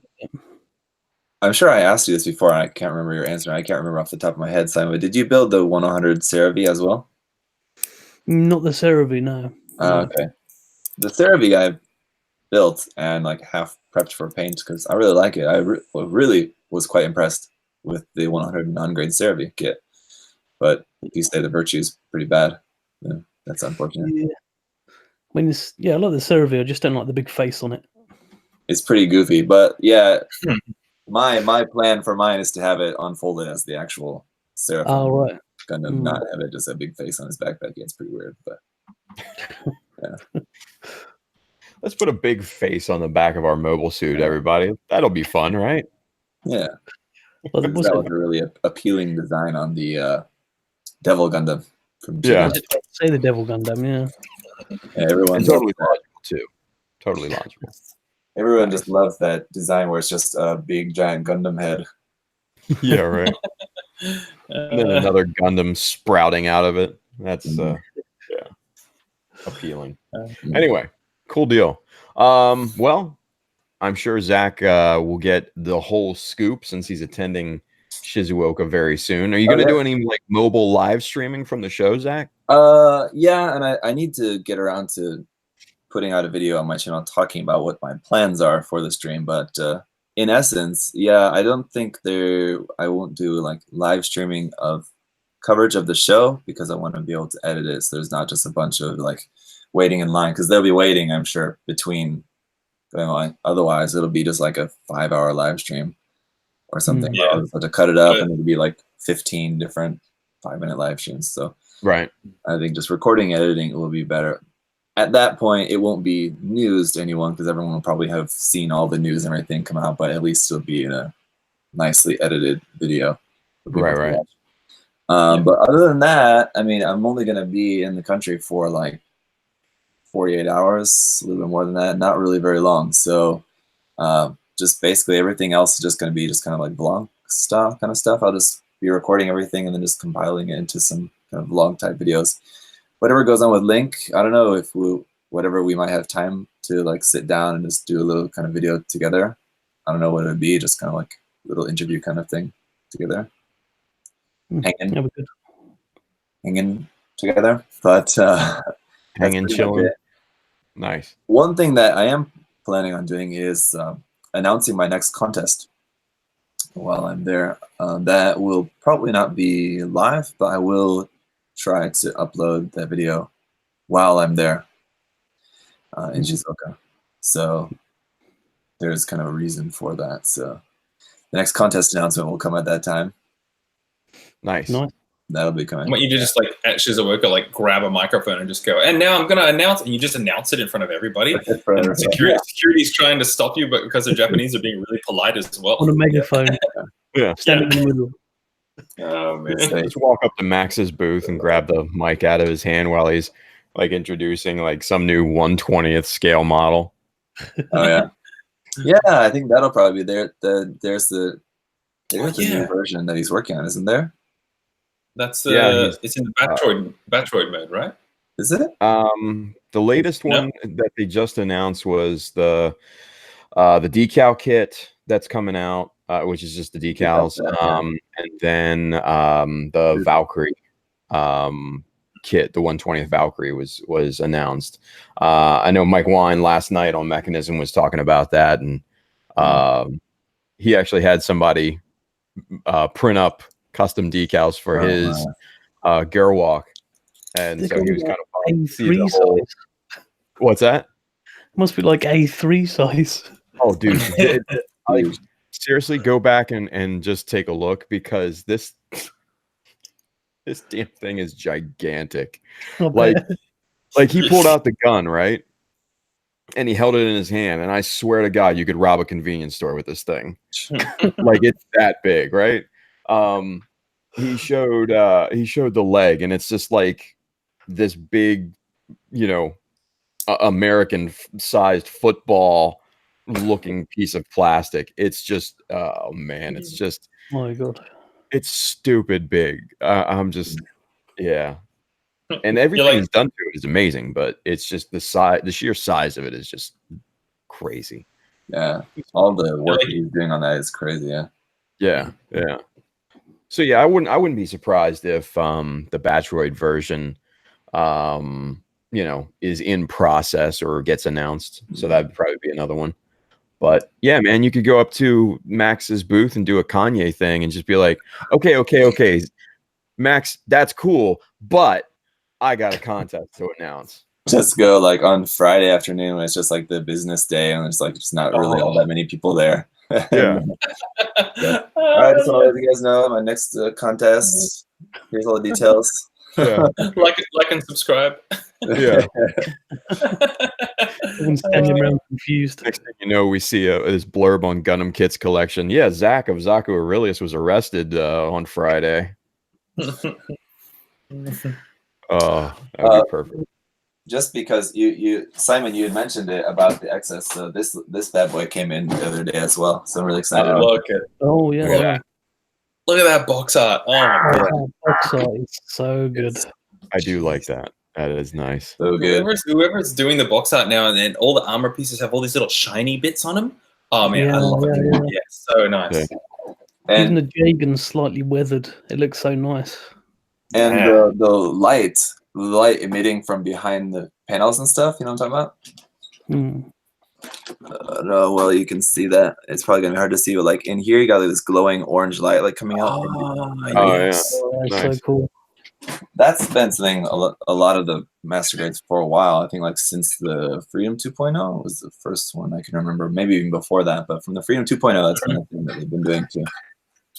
Yeah, I think the Freedom was the first one where it's like exact same kind of style of artwork. Hey, Yeah, Nice.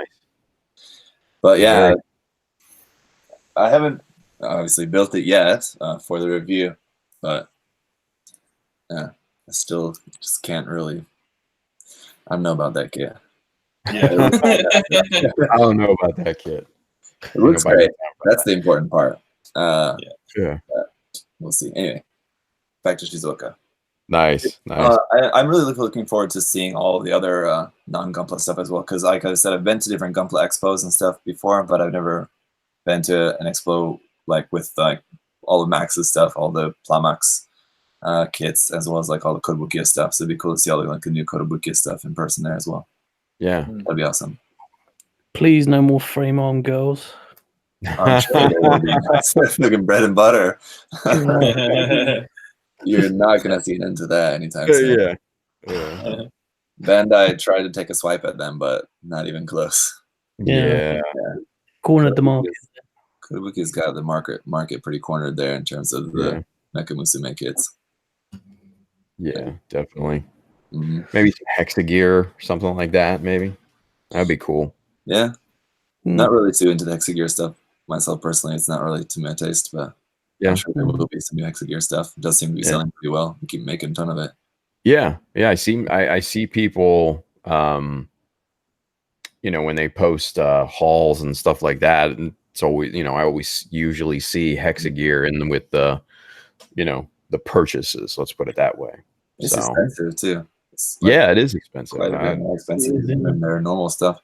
Yeah. But they are even like trying to do more integration between the lines as well. It's all pretty compatible already, but like some of the new option part sets and things they're coming out with, like some of the new like the larger MSG sets, like you'll see like they're compatible with both like frame arm stuff and Hexagear stuff. They'll have like ports, like hard points in there, like hexagonal hard points, as well as the 3mm hard points, just for all the frame arm stuff. Very cool. Like, I think Simon, you bought one or you had pre-ordered one. What's that? There's the MSG set. It's like a frame with like the 4 arms on it. I got the it's the MSG convert body. Yeah. You'd got the big bulky one. Yeah. Yeah. All kinds of different sort of configurations and stuff you can have it in. So that looks cool. One that's you can use both stuff with that. Nice. Yeah. Very cool. Well, excellent. Let's cancel. my Alexa. Yeah, I'll mute her so she doesn't go off again every time I say it. No, my Alexa went off, so sorry about that. Anyway, part of the technology issue. So AI. What's that? I said, you guys and your AI. Jeez. Dude, man, we got Siri going off. We got Alexa going off. We got, sure, Hey Google going off somewhere. Anyway, but cool. So, yeah, we're definitely going to look forward to whatever comes of Shizuoka. And I'm sure, Zach, you're going to get us the scoops and everything and all the videos and all that. I'm going to be working my buns off. There you go. There you go. Nice. Got to make it worth it. Right? It's a lot for a very short trip, but that's gonna be, oh my gosh, that's gonna be crazy. Yeah, you can do it. It's just gonna be dodging Ryan's shots the whole time. Hey, bro, oh man, exactly. Karaoke and all that. Yeah. Nice. Good stuff. It'll be fun. All right, so let's talk about paint, you guys, shall we? Painting, preparation, surface preparation, all that good stuff. Now, Simon just finished up, a really, really nice looking Titus. So let's start with Simon for this, since it's fresh in the mind, so to speak. So Simon, take us through your process for surface prep and painting and all that good stuff. How did you achieve that Titus goodness? Titus goodness. Yeah. Well, I used a different kind of primer. I used a kind of more polyurethane based primer. Really? Okay. So it's not one that was like a micro filler. So to get that really nice kind of shiny finish, I sanded it down first and polished the plastic. Oh. Then put down the polyurethane primer. Then did a base coat and then the final coat on top of that. So it's like three coats and then a gloss coat, mostly. So your primer, it doesn't fill in the little tiny scratches and stuff, and allows you to kind of sand it back down to just make it really smooth like a normal primer does. I think you can do that, but this particular one, it's a lot finer than your ordinary primer.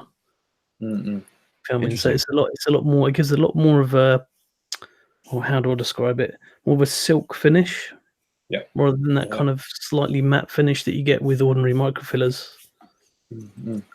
Cool. Yeah. What? Who's the primer by? Ultimate Modeling Products. Okay. Yeah. I've never heard of them. Yeah, I'm not sure. I think they're Italian. I might be completely. But I use the white primer for the bright armor pieces and the black primer for the inner frame. Okay.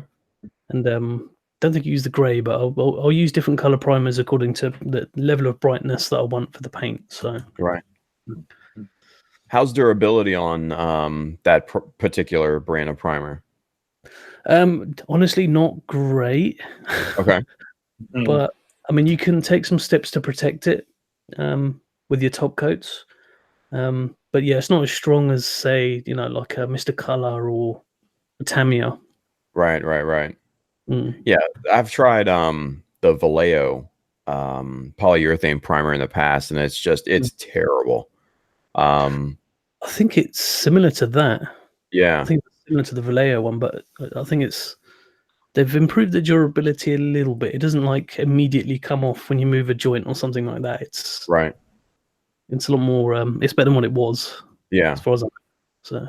Yeah, I mean the thing with the polyurethane primers, because they don't necessarily bite, quote unquote, into the plastic, they need a lot more surface area. So for like minis and stuff like that have all these little nooks and crannies which effectively increase the surface area, it basically holds on to that that amount of surface area much better. So it's much more useful for static models, like your minis and stuff like that, figures and things, rather than, say, Gunpla, which have these large flat surfaces which effectively have less surface area than these more complex models. So yeah, I had no success at all with Vallejo on Gunpla, so I just, as Josh would say, I chucked it in the bin. Man, that would scare me with primer if I'm not getting the most grab as possible. I would just be scared of bumping it and changing it and just having it just lift right off like a chip. Yeah. But, I mean, you really have to give it some a lot longer dry time as well. Yeah. Give it a couple of days to form a nice hard shell before you go any further. Right. Now you had mentioned polishing. Talk to us about that. Elaborate on that for us for a bit. How do you what's your process of polishing? Well, I usually on my final top coat, once I've done a couple of layers of gloss, aqua gloss, I just use a Tamiya compound, just to polish it up a bit. Okay, nice. Now, do you go through all the grits? It depends on how bad it's gone. Okay. If the gloss has gone pretty bad and I have quite a lot of orange peel effect, then yeah, I'll use different grits, that kind of thing. But in general, just the Tamiya ultrafine compound on top of that. Okay. I've never tried it before. How do you like that? You just put a little bit on an applicator cloth, little soap emulsions on top of it. It works pretty good. Works pretty good. Yeah. Nice. I mean, it's if you're gonna go through the whole using different grits, it's probably good for stuff like model cars, where there's like a really big surface area to work on. Right. Because Gunpla and Gunpla models, they have very small, very intricate parts. It's a bit hard to get right into the gaps and things when you're polishing. I got you. Did you say use an aqua gloss? As in like acrylic? Yeah. Oh, okay, cool. I thought you were might have been talking about, because I think there was like the aqua gloss for when you go over the top of what's the chrome? I'm forgetting the chrome paints. They're really fragile. Alclad, yeah, and it was the aqua gloss, and it's almost like spraying like PVA glue over it. It's like milky, and then it dries clear. Yeah, that's different to what you're using. Oh, there's two different versions. There's an oil-based one, I think, or lacquer or enamel-based, I think, and there's a water-based one. That's the one I'm talking about, I think. Yeah. Yeah, I use the water-based one. So. Okay. Yeah. Cool. Now, you might have said before, but what kind of paints did you use on the Titus? Oh, Mr. Color. Mr. Color. So you use a lacquer over the polyurethane. Yeah, it's not a good idea. Oh my God! Yeah. How long did you let that primer cure for? A good couple of days. Okay, I was gonna say. But yeah, it's unconventional how I do it, and I wouldn't recommend beginners to do it. In this way. Oh, that's definitely The reason why I do it that way is purely to get that nice finish. Okay, I got you. Man, I have a joke with my girlfriend that that I probably told you about. You know, you got bad boys like with their motorbikes and stuff, but like I'm a bad boy with my Gundam. And man, I'm calling you the bad boy for paint because you're just like, man, I don't even care. Polyurethane, I'm lacquering on top of this. Stay away, I'm from the wrong side of the tracks. Oh man, Bad influence. That's what it is. that's it. Yeah. Oh God, I love it. Oh man. But that's an important point to mention. Even when you're using the same paints, like if you're doing all lacquer, and say even if you're gonna wipe away some panel line wash or something like that, if you don't give enough time for your clear coat underneath to dry, say I use lacquer, and you go in there and you just use a tiny little bit of a swab with a little bit of thinner on it or something, not even using lacquer thinner, like maybe lighter fluid or something, it can eat away if it hasn't been given time to dry. And the key is like curing, I think. To give it some extra time. So like you said, you left that primer dry good so that the top layer doesn't affect it as much.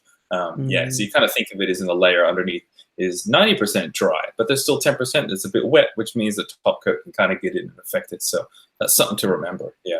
Which in this hobby, you go, man, I just have to not touch it. I got to leave it, which is really hard to do. Yeah.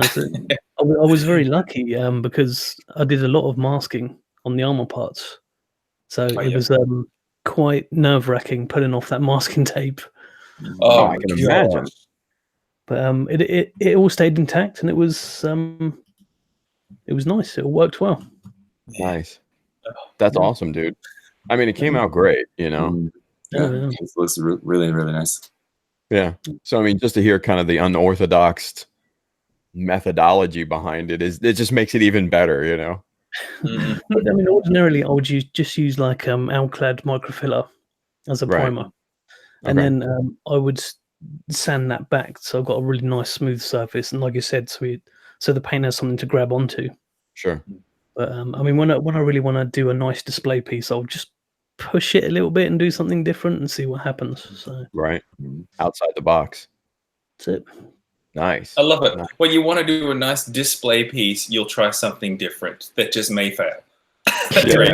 I love it. Right, isn't it? It's so funny.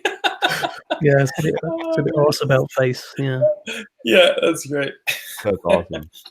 That's awesome. Now, Simon, real quick, how do you go about even before primer? How do you go about prepping the plastic? Just a light sanding. Really? Just like, do you wash your parts or anything like that before primer? Only if it's a really old kit. Okay. Because I know they tend to have a bit of mold release. Okay. What about your sanding dust? What's that? What about your sanding dust? Sanding dust. Oh yeah. I have like a mixture of alcohol and water. Okay. So I spray on the parts just after sanding, and then you kind of use that just to buff the part afterwards. So nice. So I mean, effectively, I mean, you're giving it an alcohol bath, but in a different way. So yeah, nice. It's like it just gets rid of all like finger grease and stuff like that. Makes it nice clean and exactly. That's just something that I'm paranoid of. Is getting like the sanding dust and then finger grease on there and spraying it and it just not grabbing or something. Yeah, the alcohol, Tim, you got me out of the alcohol because segue off the alcohol is if you spray a part and like especially with lacquer. And you make a mistake, or your brush gets a bit of paint on the end, and it spits some droplets on it, and you're like, oh, and you let it dry, and then you sit there and sand it back, and it takes forever, and you're like, man, get 91% isopropyl or higher. The key is the 91% or higher, otherwise it just doesn't work. And you just put it in a little jar and let it soak, and then you can toothbrush it, and it just comes off, and it just leaves the plastic underneath just flawless. And all the paint's gone. It is like magic. I cannot believe it. So and when you wash a part with the alcohol and then it dries, of course, because it's alcoholic, and it's just like squeaky. It's so clean. Oh dude, so nice. Yeah. Well, and that's kind of what I do with mine. So like, I will if I've been working on a part, like I'll wet sand it first just to get it like ultra smooth, right? Just because I'm paranoid with, sanding lines and stuff like that. So I'll take it down and I'll wet sand it and get it down to where you know, it looks good. And I never usually do a gloss coat, so I'm not really worried about how shiny it is. But I want it smooth, you know, of course. And then from there, I'll throw everything in an alcohol bath for like, I don't know, maybe 30 minutes or an hour or whatever. It doesn't really matter because it's not going to affect the plastic. And then, you know, once that's out, rinse them off in, you know, some nice clean water. I'm wearing gloves, you know, through this whole process to not get, you know, body oil or anything on there. Lay it out on a towel for probably a good 24 hours. I'm actually lucky enough. I have, you know, I bought a food dehydrator, so I'll pop the pieces in there and let it kind of cook overnight, so to speak. And man, the parts are just absolutely pristine. The surface is so clean. Like you said, you kind of get that kind of squeaky sound on the surface of the plastic, right? What's that sound again?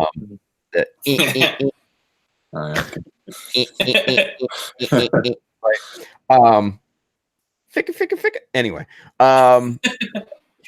you get, it's just so incredibly smooth from there, and it's so incredibly clean that the primer, I feel, and I don't know if this is accurate or not, but I feel that it just bites into the plastic so much better at that point.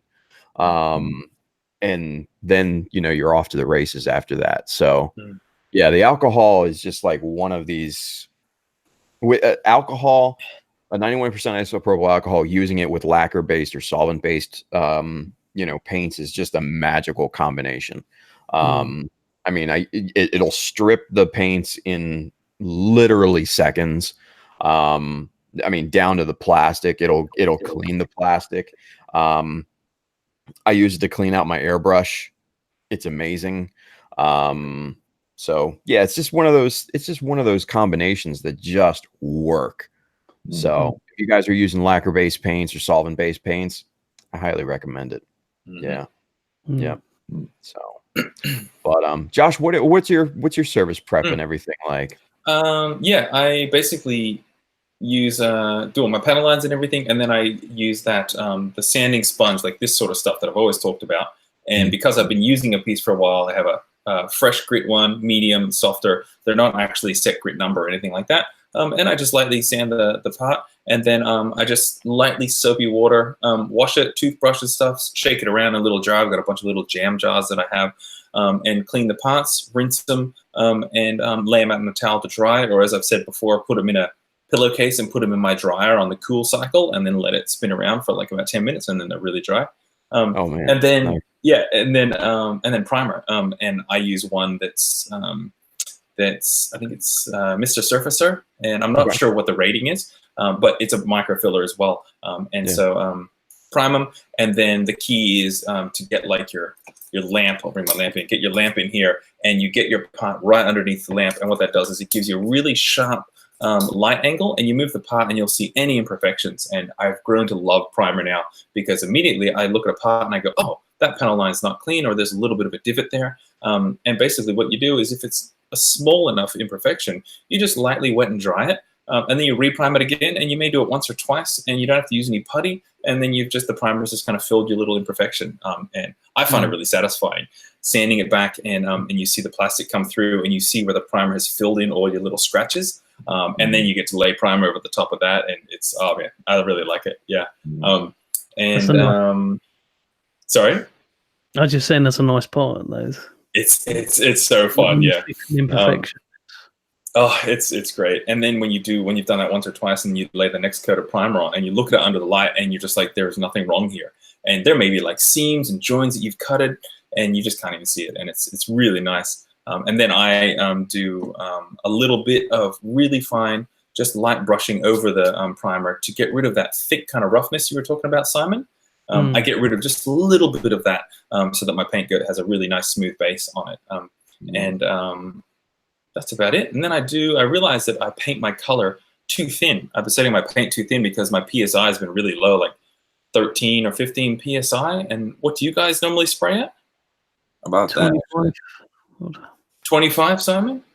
25. You're about that, Zach? 25. Yeah. What do you spray it to? I'm a bit different. I use a siphon feed, so my pressure are going to be different from gravity feed. So okay, yeah.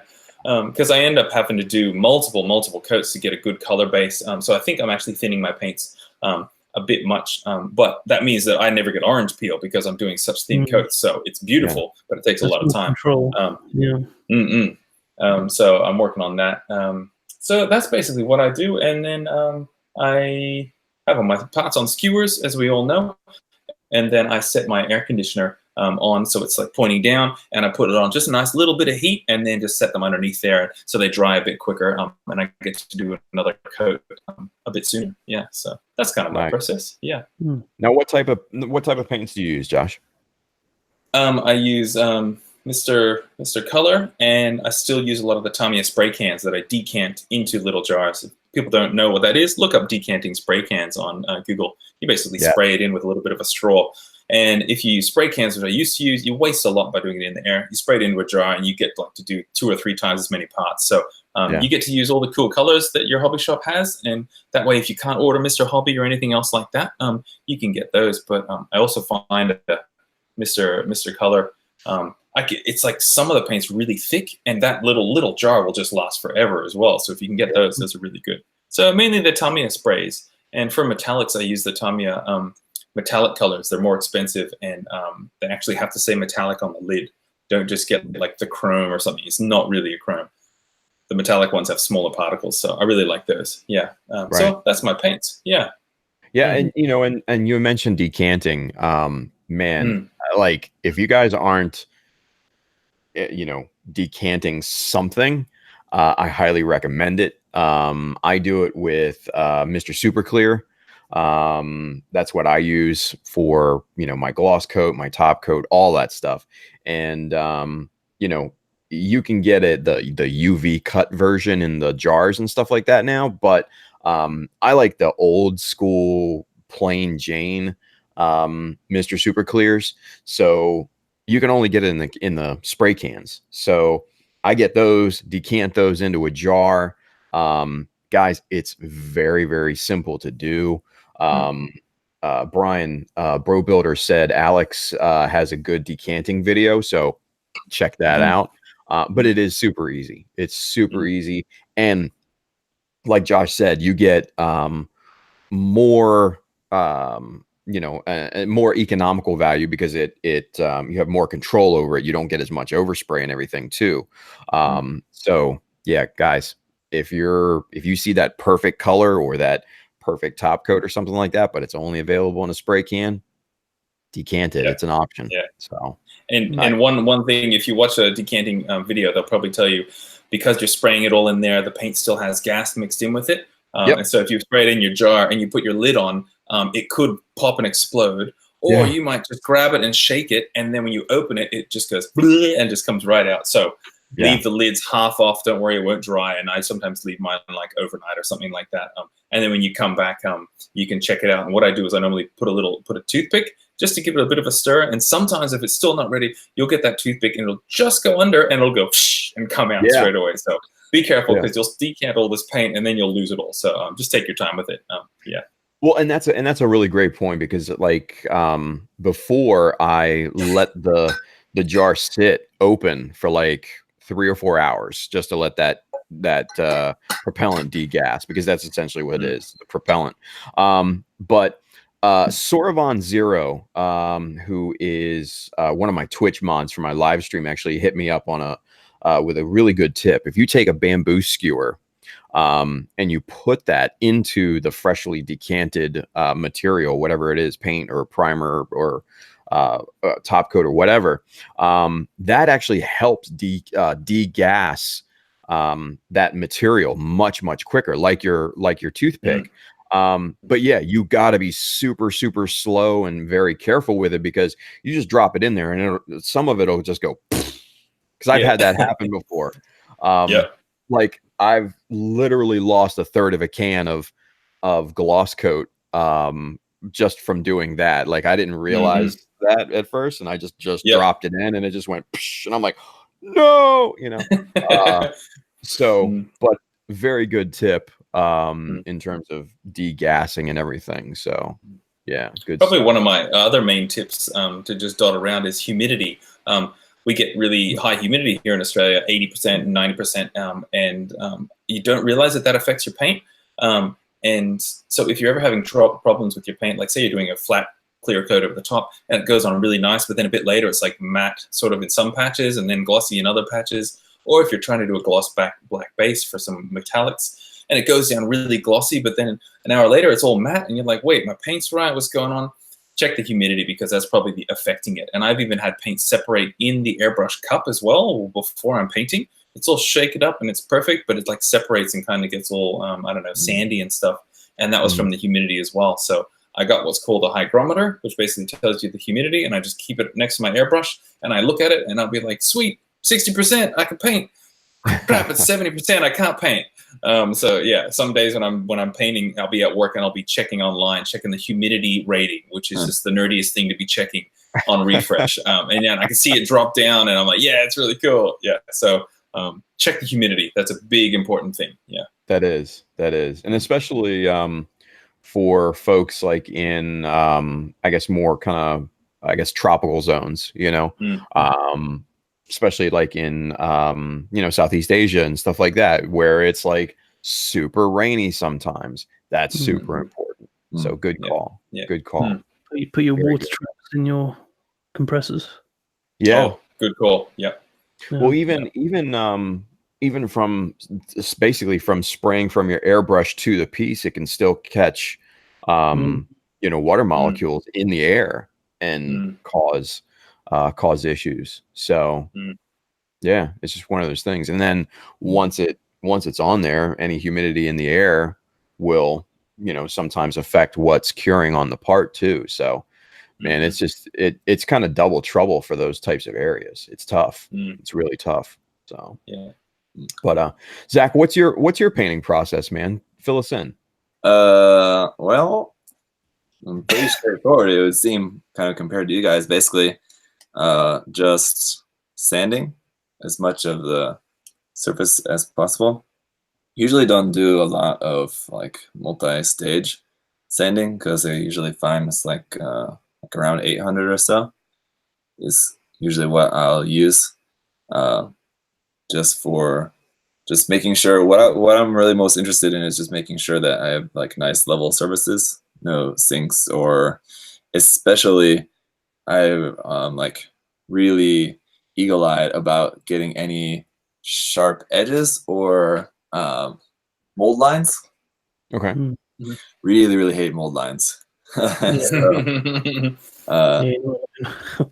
Even if it's like on like the inner edge of something, I just know I'm gonna see it once it's painted. And I really be really careful to get all of that. So the first thing is just sanding to make sure everything's nice and flat, all the edges are nice and sharp from sanding, and then just getting rid of any other mold lines, things like that. And then washing, like mine's pretty similar to Josh. I just use soap and water, and I use strainer. But that's easy. Yeah. And then I'll just usually just lay them out to dry. I don't really have a specific way to speed up the dry time. I just kind of let them just dry. I'm usually not in a hurry that I need them to be dry that day or something like that. So it's fine. I'll just lay them out on a towel and just let them dry. And yeah, then just priming, painting. That's pretty much it. There's nothing really too special about it. But the sanding is the thing that I've done a lot more recently that I didn't do before. Like obviously I always was like sanding nubs and things like that, but I wouldn't sand like as much of the part as possible. But now I sand pretty much as much as possible. Like it takes so much longer, but it does just kind of give you the assurance that everything's going to look the best. So, right. Now, what kind of paints do you normally use? Mostly Mr. Color and also some Gaia as well. Okay. But mostly Mr. Color. Right. What about primer? Do you use like Mr. Surfacer? Yeah, mostly Mr. Surfacer or again Gaia. Right. Or like I'll use Gaia for black primer, which I don't use that often. I have some white Gaia primer, but I recently got some white Mr. Color primer as well, so I've just been using that. Gotcha. What kind of when it comes to top coat, what do you use? You stay in Mr. Hobby line, or do you use something different? Yes. For like my final top coat, what I'll use for my matte coat is Mr. Hobby, just a flat clear. Okay. I like that the best because it's a really nice, soft, like satin kind of finish. It's not like a really, really matte, almost kind of like dusty looking kind of super matte. Right. So it's kind of like between a semi-gloss and a matte. Yeah. It's like more. It's almost like an eggshell almost. Yeah. And so I like that, but even if depending on what you want, that may not be for you. But for me, I really like that look. Right. For my kits. The thing that it does though is that it dulls really bright colors. So if you want something like a really bright orange or something, anything that's like really bright color, it will dull that. So yeah, that's the only thing. Now, blue can or gray can? Blue can or gray can of the spray? top coat. Yeah. They're just in a bottle, flat clear. Oh, it's not okay. top coat. It's just like Okay. a clear paint. I got you. I saw the blue can in the back there, so I assumed. Yeah, I have that. It's just just this number 182. Oh, okay. I got you. So it's just use that. spray. It's just like a regular paint. So, the only thing is that it's often sold out here in Korea. So usually when I buy it, I'll buy like 3 or 4 or 5 bottles at once. Right. Because it can be hard to get, because I think a lot of people do use it for that purpose as well. Gotcha. Now, Jonathan T in the chat, he just asked a really good question. He says, can you layer primers? Yes, but with caveats. With solvent-based primers like Mr. Surfacer and stuff, like Gaia and all clad and things like that. Yes, you can definitely do that because they'll chemically bond with each other. For something like what Simon's using, the polyurethane, I would say definitely no. You're one and done there. Yeah. Right, Simon. I mean, that's pretty accurate, right?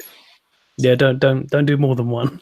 Yeah, because the polyurethane, like we've said before, it doesn't chemically bond. It doesn't bite, so to speak, into the plastic. It just kind of shell. Yeah, it just lays on it. It lays on top. So yeah, if you're using, say like Tamiya Fine or Mr. Surfacer, like I said, or SMS. Shout out to our boy Scotty. Yeah. Or any of the other ones that are solvent based. Yes, you can absolutely layer primers if you need to. So, yep. So let's talk about just really quickly, because we've only got just a little bit more time, because I know we started a little bit later, so we only want to go just a little bit longer for especially for Zach and for Josh, because I know it's late for you guys. Excuse me. Yeah, look there. Nice. That was fake, but I am tired. Yeah. Oh, I know, but I still respected that, Josh. I like that. So let's just real quick talk about kind of finishing. So just real quick for me, like I said, I will decant Mr. Super Clear, and I use the matte flavor of top coat for my final. And what I'll do, depending on the type of sheen that I want, that'll determine my distance that I spray it. Because the farther back you have, the more time for that product to atomize and start to cure in air. So farther back you go, the dustier it will look, right? So that's kind of actually what I did on my Jesta. I actually wanted a kind of a more, battle worn type of look. So I actually pulled back a few inches more than what I would normally shoot it at. And that gave it, just kind of a really, really nice dusty look. So, so Josh, what do you use for your kind of like your final coat and everything like that? Talk us through that. It's just the Tamiya Spray Clear, the lacquer. Decant that and thin that down and do heaps of nice wet coats. Do like a misty sort of first coat so that it goes on there and it can grab down, and then the next coats can grab down further on that. And I do them wetter and wetter to build it up, and that'll seal my water slides in. And then depending on how matte I want the finish to be, like on my Gabsley, it's just straight gloss. But on my Zeta, I want it to be just a bit off of gloss. So I got my matte clear, and I just did very thin and very light sprays over the top of it, and it just adds maybe 20% matte to it. So it takes a bit of the sheen off. But that's basically it. Yeah. How many final coats do you normally do? Oh, geez. See, this is where my super thin paint comes in. I might do like 4 to 5. Wow, really? Clear. Okay. Yeah, okay. But that would probably equate to maybe 2 or 3 for maybe yours, because I think I spray thin. Yeah. Gotcha. Now, and I'm just yeah. No, I was going to say, obviously, when you lay down primer and you lay down multi-layers of paint, you lay down multi-layers of clear, obviously there's going to be some parts, sizing issues happen, with pegs and fitment and stuff like that. Now, with you spraying, obviously, much thinner layers, what's your experience with, fitment after, all that? Yeah, not really anything, because I also do the unless something's butting up right next to it, like 2 parts going together. But I can't really remember anything like that happening. But I go through the kit basically segment by segment, and before I prime it, and double check anything that's going to rub, any pegs, and I'll actually masking tape over pegs or put blue tack over joints.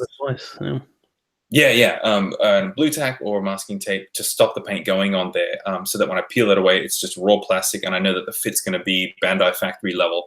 So I remember when I was starting out the hobby, and I would see people, and they're like, "Done a test snap," and I'm like, "What are you doing?" And I'd be just cutting the parts out and painting them straight away. And then, of course, you put it together, and you realize you can see the gray from underneath or the red.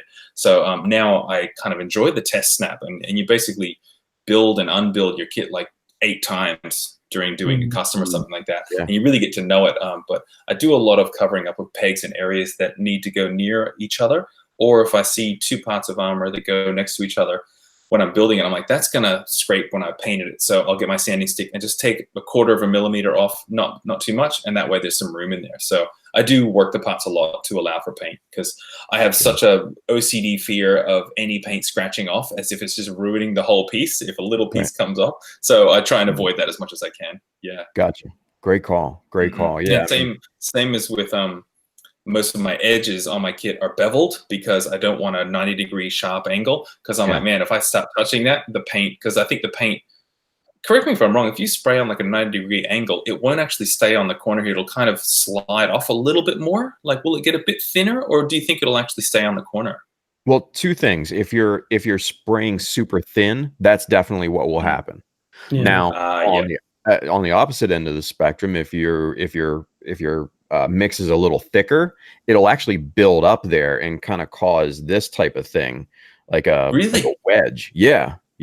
Oh, no way. Wow. Especially on like some of my older kits, I noticed that, especially when I was starting to do scribing and stuff like that, right?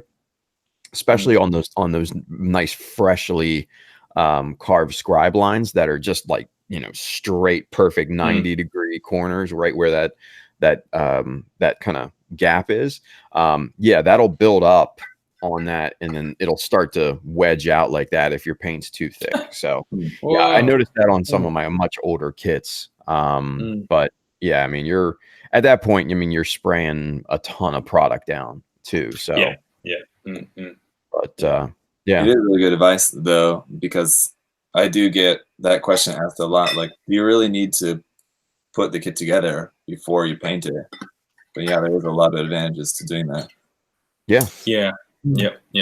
Definitely. And if you can find enjoyment in that, like I get some enjoyment out of knowing I've looked over this whole thing and there's nothing that's going to slip by me. So I kind of get enjoyment out of that. Same as like the wet and dry sanding of the primer. I don't know if I do much that I don't like about the hobby. I've kind of grown to enjoy all the little bits like that because I guess you get the satisfaction of Right. each stage. But yeah, if you don't like snapping kits together, it's going to be hard for you to snap it and take it apart and snap it again. Yeah. But it's I worth think it. I think it's supremely important, especially if you're doing something custom, you know, Mm-mm. that way you can check, you know, the problem areas and stuff like that. So yeah, that's a good call. Now, Zach, I know you brought up a really good topic here in the little chat here in terms of primer colors. Do you want to speak a little bit on that? Yeah, just because it's something that I get asked about a lot, like why I use a particular color of primer. And it's probably pretty negligible. And for the most part, I think most people probably don't really need to worry about it. Like I think you said when I asked you guys in the chat about it that you guys mostly use gray. Yeah. That's everything because it's just the most common color. But I do. Black and white. I tend to use a range of colors: white and gray, and pink, and brown, or some other version of gray. But the thing is that you can make primer in pretty much any color that you want by just adding a little bit of paint to it. It's essentially very close to being just paint, right? So yeah, you can definitely tint the primer. Yeah, the reason is just to set the base colors. So it depends on whatever color you're painting on top. So like if I wanted like a really, really bright, and this is especially true like for when you guys are painting reds and yellows like that, like very typical Gundam colors, spraying those colors, and anyone who's ever painted yellow knows that yellow is a hard color to paint. And it makes your life so much easier to spray yellow on top of either white or pink. It's just so much better. You can like on top of gray, it just has that really dull, like gross look to it, and it takes so many coats to get a really nice rich yellow. That usually, but if you're spraying on top of white or pink, it's just like immediately really nice. Yeah, I think guess that's like, in a nutshell. Like a comparison that if somebody doesn't know why that kind of affects it that way, just get a white piece and maybe a blue piece on a kit and just spray red on both of them and just do 1 or 2 coats and you'll just see what the red looks like. What were you going to say, Simon? I was going to say that's in a nutshell because it also saves on how many coats of paint you're going to put on. Yeah. That's a definite too. Exactly. Yeah. And it's like, 1 coat of primer will save you like 5 coats of yellow or something like that. Yeah. Well, I mean, I think also too, it'll be dependent on what level of vibrancy that you want too, right? Because I mean, honestly, some of us want that kind of more dull, kind of military-ish looking, you know, kind of aesthetic, right? But then, you know, some want that super vibrant look. So it really is going to depend on what you want that end product to look like, I think, too. So, so another quick question. Sorry, go ahead, Josh. Which is the same as pre-shading, because you'll have your gray primer and then you'll put a bit of a dark gray around the corners, and basically what that means, that's going to show through your red, and that's why you can do just 1 spray of red, but it's got the shading because you've got that stuff underneath.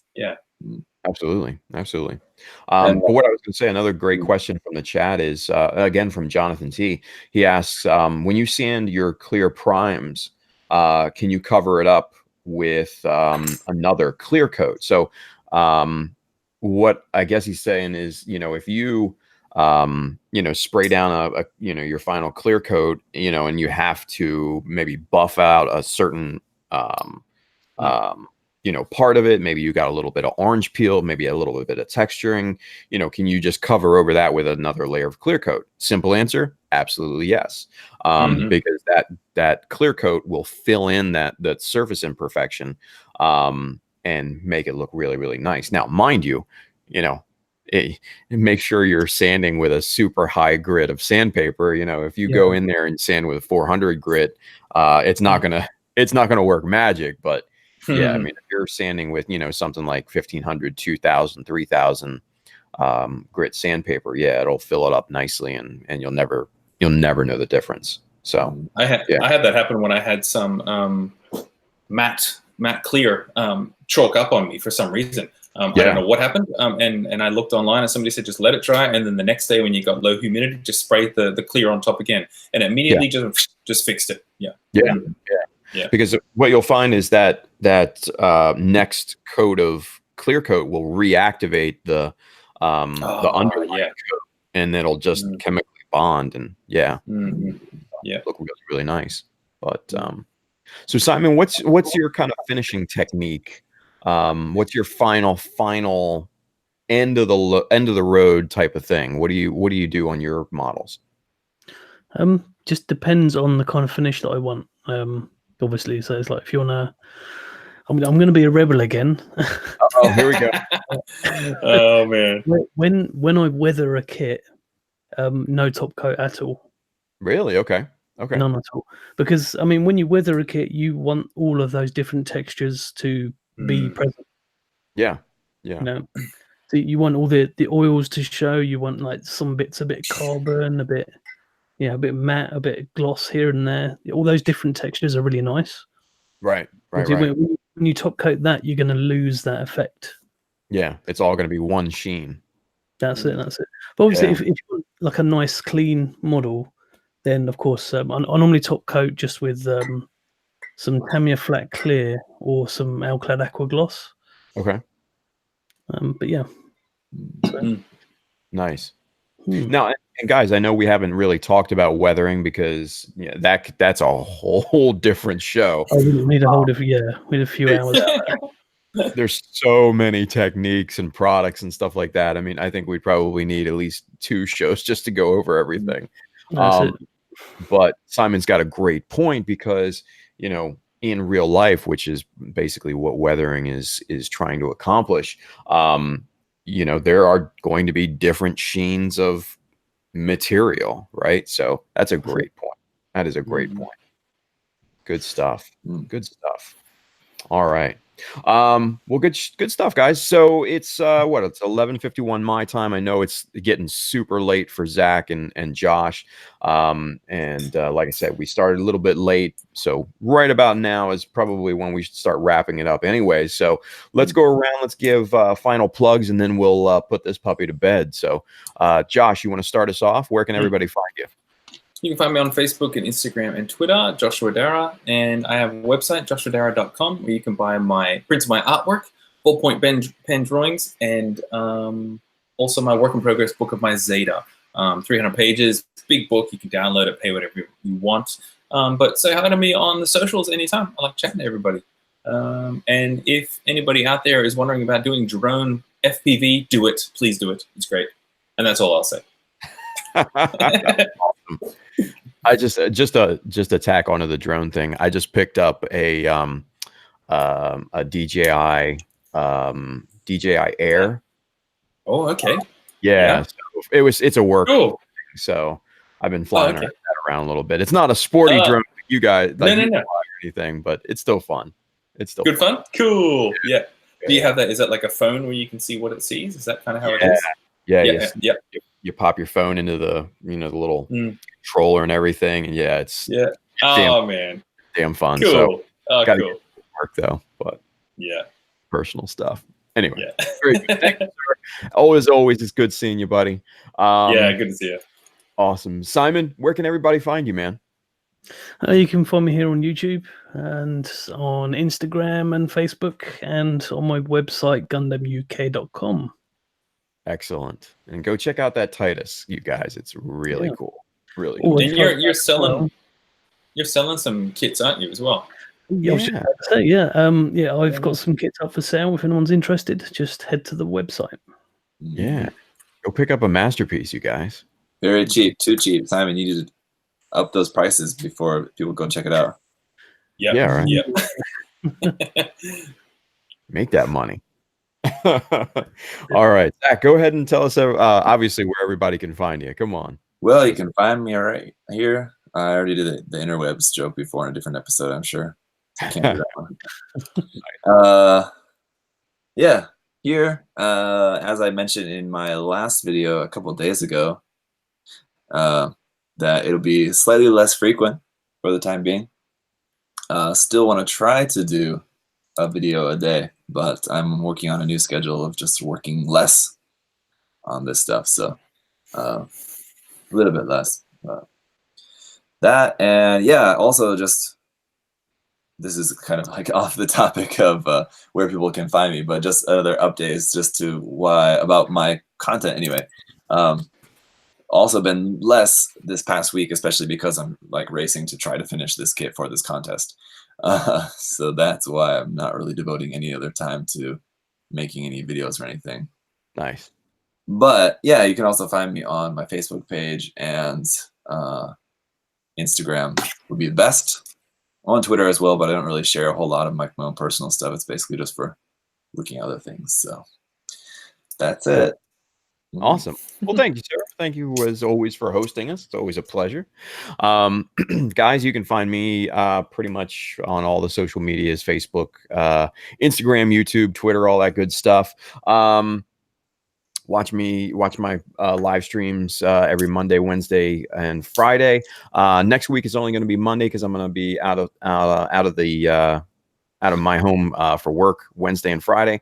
But hey, in 1 week from today, Grand Rapids, Michigan, Galactic Toys, I'm going to be there teaching Simple Details class. And then a week after that, just announcing it right now, Laurel, Maryland, Hobby Works. I'm going to be there teaching Simple Details as well. So set your calendars if you're available for either one of those, if you can get out to either one of those spots.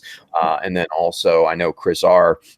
is in the chat, so that let me remind you, Sabaten Con, I'll be there in Phoenix, Arizona, August 31st to September 2nd. So we're going to be putting on some panels and doing all sorts of cool demos and stuff like that for those 3 days. So come out to any one of those and just say hi. So yeah, good stuff. With that being said, you guys, man, thank you for watching episode 46 of Gunpla Talk. We're going to be back here next month with a new show. We have no idea what. We'll talk about that and we'll figure it out probably a couple days beforehand. But yeah, so guys, sorry again for the delay today, but man, I think it was a great show. Thank you guys for being a part of it. Thank you guys for watching. And thanks to Alex in the chat. Oh, yes, thank you. Shout out to Justin and Jimmy, both as well too. So good stuff. And guys, we'll see you next month on Gunpla Talk. Take care. Bye-bye. Goodbye. Bye-bye. Bye.